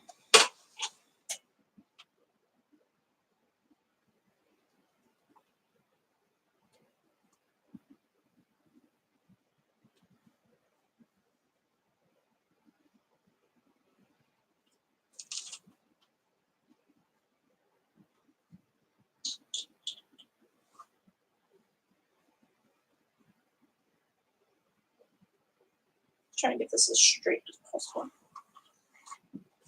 Doing this all the way across.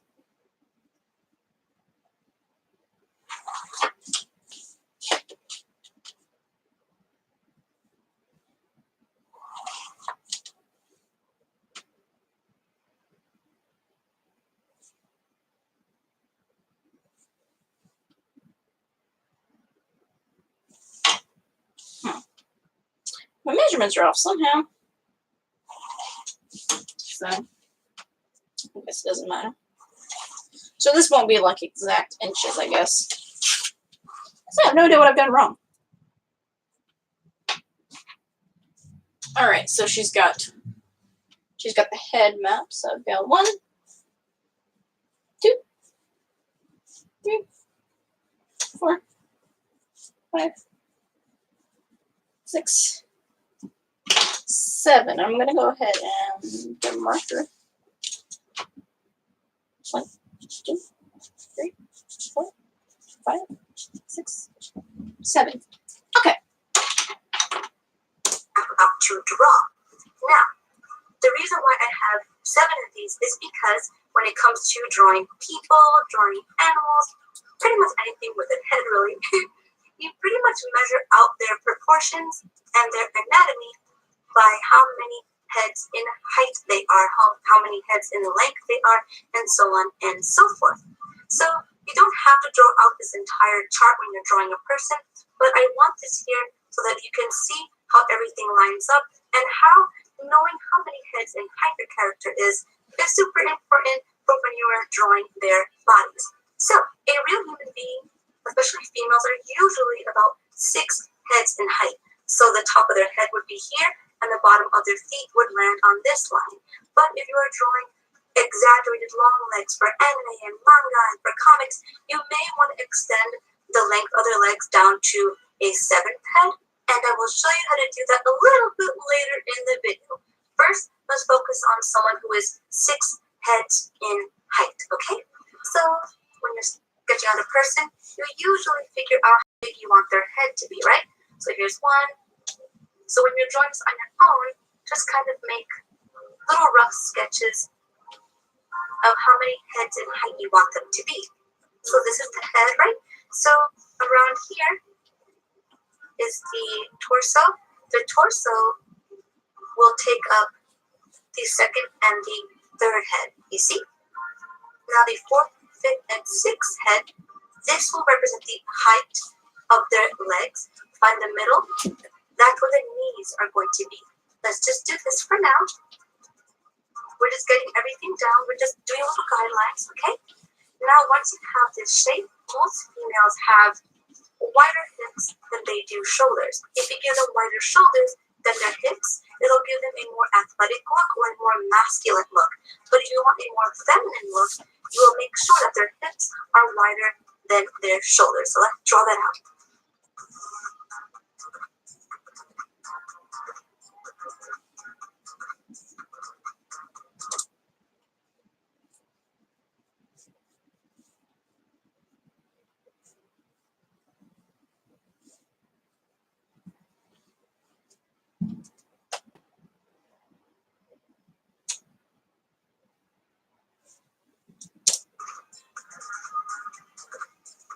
See what I mean? So it kind of measures. Okay, so she didn't really go through like how to come up with these shapes. But essentially you've got a ball that's been flattened. That's what she's showing. Like it's kind of like you got a ball and you dropped it, so it's got like this flat shape. So for the torso, the upper part will be the flatter part, And for the hips, the lower part will be the flatter part. And then she's got these two round shapes to represent the hips.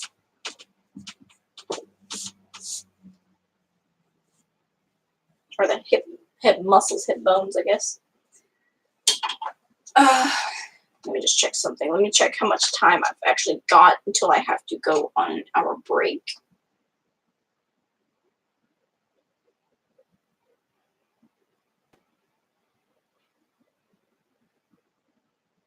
Okay, I've got about 30 minutes. Cool. Do this out a little bit. You see that thing? It's a little bit wider than the. Also, her hips are ending right on the line between 3 and 4. So that's another thing I've got to erase. So the point that the circle is around is right on the line. Okay. So those are a little bit, probably too wide apart.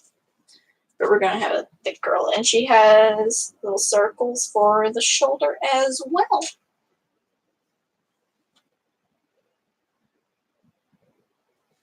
Okay, I see what I'm doing wrong. So you got the two heads. This is where the skull would go. And then you've got this little area for neck. And that is the point that you begin the torso. Although this is still looking pretty wonky, so I'm going to go up just a little bit. Give out the... Okay. Shoulders, and that's just enough. So what you would do is follow these lines, kind of go out and follow the shape of the ovals, go in where there's a little space between the ovals, and just follow all the shapes all the way down. Do the same thing over here. Follow the shapes of the ovals, pinch right there where the ovals meet, and follow all the shapes all the way down. We'll definitely correct the lines and the overall look of it later on, but right now we're just planning everything out.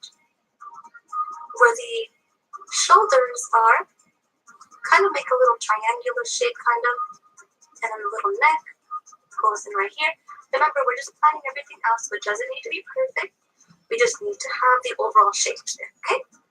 Now remember, this line and this line represent how big her head is going to be. So let's make sure to do that now.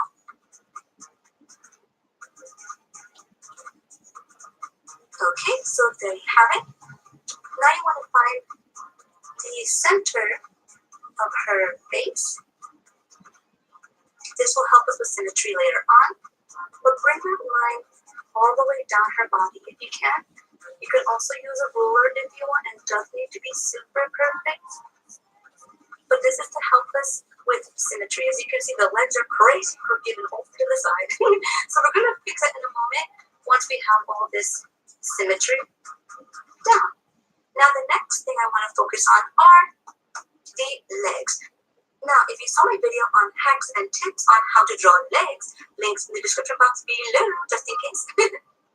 You probably know the technique that I'm going to be using in this video, but if you didn't watch it, that's okay, but I do recommend you watching that video later on just to learn a little bit more, you know. Now that we have the line going down the middle, I'm going to give a little bit of space for where I want her feet to go. I'm just going to make these little shapes that kind of represent where her feet would go. Draw a little circle and a little circle for where I want her ankles to go. Find the center of this circle and this one, center of this one and this one, and make a line going all the way down to that little line right at the center of that circle, and a line from the center of this circle all the way down to the center of this circle.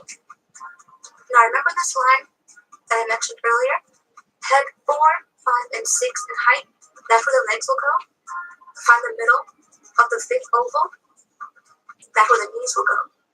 So these lines that we just drew kind of represent the leg bones. So what you want to do is where this line is. Draw medium size circles to represent the knees. These circles should be bigger than these, but smaller than these. And now the fun part. At least for me, it's the fun part, but let's see how you feel about it. So take your pencil, go to the end of this, and go to the edge of that and kind of curve the line, okay? Do the same over here, kind of curve the line, okay? And do the same for the inner part, kind of curve the line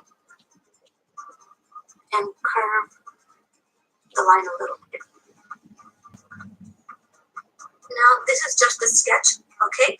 We will make her look a little healthier or give her a little bit more natural shape, but this is the overall sketch so far, okay? Let's do the same thing over here.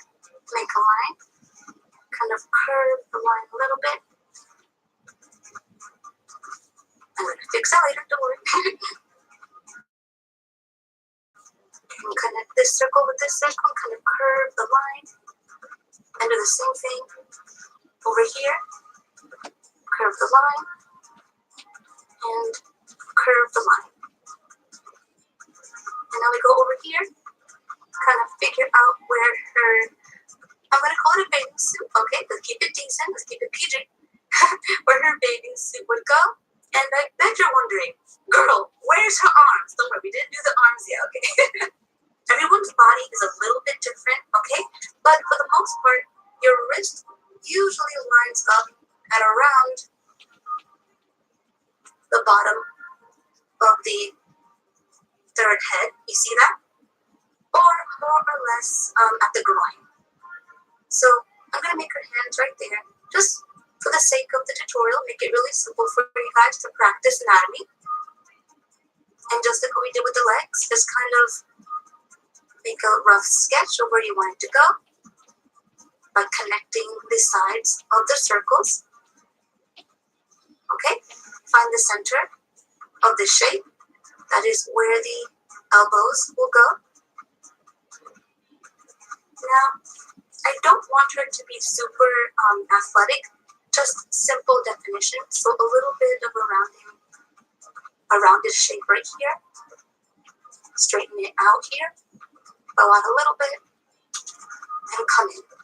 This shape will take a little bit of practice to get used to, but don't worry, I believe in you guys, you can do it. Just try to follow along as much as you can. If you need to pause the video and sketch, do not feel bad about that, okay? This will take you a little bit of time. It might take you a longer amount of time. It does not matter. All that matters is that you try your best and you don't give up. And a little basic hand shape over here. And a little basic fist shape over here, just for the sake of having two different little hands. And just a basic little wedge for her feet. And now when it comes to her bosom, that's really up to you guys. You can give her a little bust, a big bust. I want to give her a nice for videos on how to draw different types of boobs and such. I will definitely do that in the future. So now that we've gone this far, let's start adding in the details. You're going to want to figure her out just a little bit, kind of blow it out where the knees are. Everyone's body is different, so honestly, you have to do a bit of research and look at different types of body types online on Google and to see which one really suits the character that you want to draw.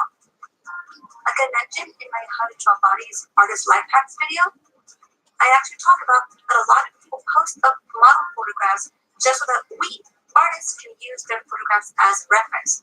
So definitely check that out and look for some stock photos just to get some good practice in and find a body type that suits your character the most.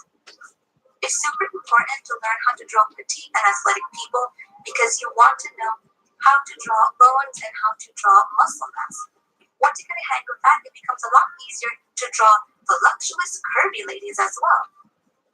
Remember, everyone gains weight and fat grows differently on the body for every single person. If you're like me and you're Hispanic, that means you grow a lot of fat in your butt and your legs. But every person is different. So definitely do your research if your character is a lot thicker and maybe a little overweight or voluptuous, because you want to be as accurate as possible. But definitely learning about anatomy and perspective this way, you can apply what you've learned in this video to any body type. Okay, and now on to the side view. She's 6 heads in height, 1, 2, 3, 4, 5, 6. And if you were sketching this on your paper, it would look something like this. Figure out how big you want the head to be. And stack 6 heads on top of each other. Now, oval number 1 is the head. Number 2 and 3 are the torso. Okay? So let's draw a straight line for the front of the face. And bring it out like this. And this will be our rough sketch for the head. Draw a little bit of the jaw and a little bit of the neck. The neck should not pass too much past the line that represents the bottom of the head, okay? Now, this is going to get a little tiny bit trickier, but we have to envision her spine, okay? Her spine goes down straight and kind of curves out a little bit, right? So we're going to go and draw in the ovals of her body, kind of following the shape of her spine. You see what I just did there? It kind of curves, so it's one oval stacked here, and then the other oval is stacked kind of sideways. And the reason for this is when we follow this shape, remember what we did with her waist and her hips? Follow the ovals. Follow the ovals.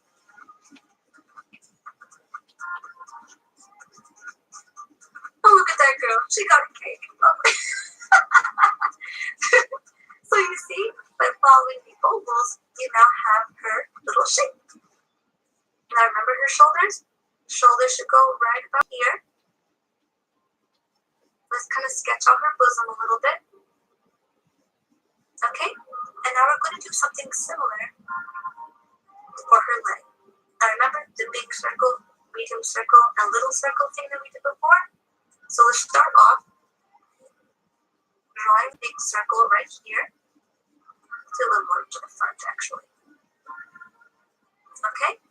Now this gets a tiny bit tricky and has to do with balance, okay? You can't really draw her legs completely straight because it'll look like she's going to topple over, because humans kind of stand at a slight tilt. I'll insert a little picture here so that you can better understand what I mean. This will become a lot easier for you to just kind of eyeball on your own without doing measurements, but for now, just try to kind of think of this right now. And find the center of this circle and kind of draw it at a slight tilt. Okay? And draw a little circle for the ankle. Okay? Sometimes, if you made a little line lining up the back, it kind of lines up with the ankle for balance. Okay? I know this is kind of weird, but believe me, this is how the human body works. Don't argue with me. Talk to Mother Nature about that, okay? Now with this line, it represents the bone of her leg. So try to find the center of it and make a medium-sized circle. Now as you're drawing this, you may want to move things over. Like honestly, I want to move this circle over just a little bit for balance. Now remember, make sure this is a big circle, medium circle, little circle. Now what we're going to do, this is fun, okay, so pay attention. I actually share this trick in my How to Draw a Leg from the Side video, which you can check out if you want to learn more. Draw a curved line to represent the front of her thigh. And a straight line, slightly lowered, for the calf. For the shin, rather. And then draw a curved line for the back of the calf, lining up the circles. And then a semi-straight line for the back super fun. I love it. And then a little triangle to represent the shape of her foot. And there you have it. And now what are we going to do with this arm? You know what? It's a really random pose to be in, but I'm just going to like put the arm out like this for no apparent reason. This is not a hand drawing tutorial, so if you want a hand drawing tutorial, please check out this video right here where I show you tips, tricks, and hacks on how to draw hands easier than ever before. But this video right here, we're not focusing on hands. We're focusing on the anatomy, so I'm sorry I'm not being too detailed with the hands right now. Of course, you can give her a bigger butt, bigger bust, thinner waist if you wanted to. Make her a little thicker, a little curvier. It's all up to you. But like I mentioned before, you need to learn how to draw petite people and athletic people as well to get a better understanding of bone structure and musculature, just to make your drawings look more believable and more accurate. But if you do want to draw curvier people, Google it, girl. Okay. And you should always use real life as reference when you're drawing a body type you're not familiar with. So that's right, adding in the details. Also keep in mind that the back of the butt must connect to the thigh. You see how it kind of like melts into it? You do not want a weird Kim Kardashian / Nicki Minaj really bizarre fake booty. You want a natural booty. So if it's a full butt, guess what? You can do that. You can make a full butt. If you want a fuller butt, you have to start the butt a little bit higher, and it still needs to melt into the thigh in a sense. You know what I mean? You should never, ever, ever draw an abrupt tushy and then give them like thin legs. Like, we are not going down that route, okay? We want au natural. And au natural means it's all seamless and looks like it freaking belongs there, okay? Can't have a big butt without some curvy thighs. That just looks weird, looks fake. Do not give your characters plastic surgery. That just looks crazy. I mean, unless it's active now.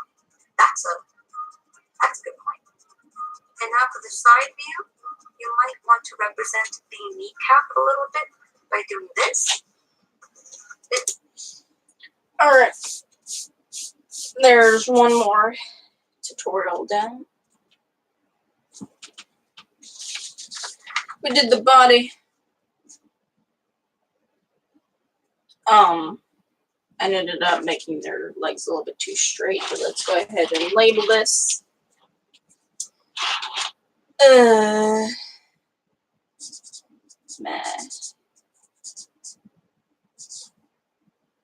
Mangaka life.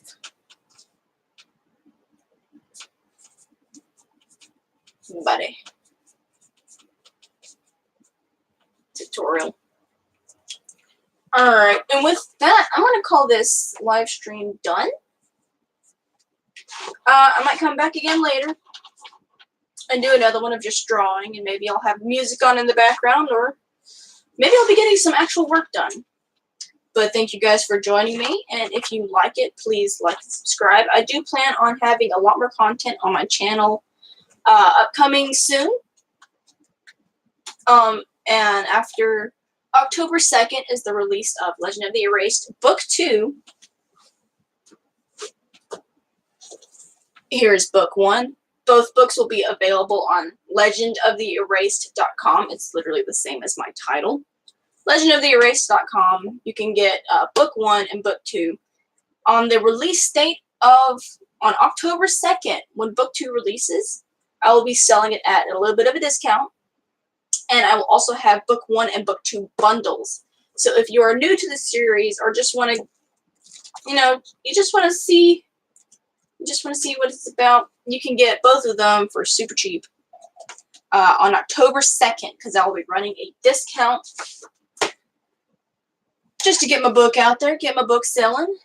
Thank you guys very much for joining me. This is Coffee, and I'll see you next time.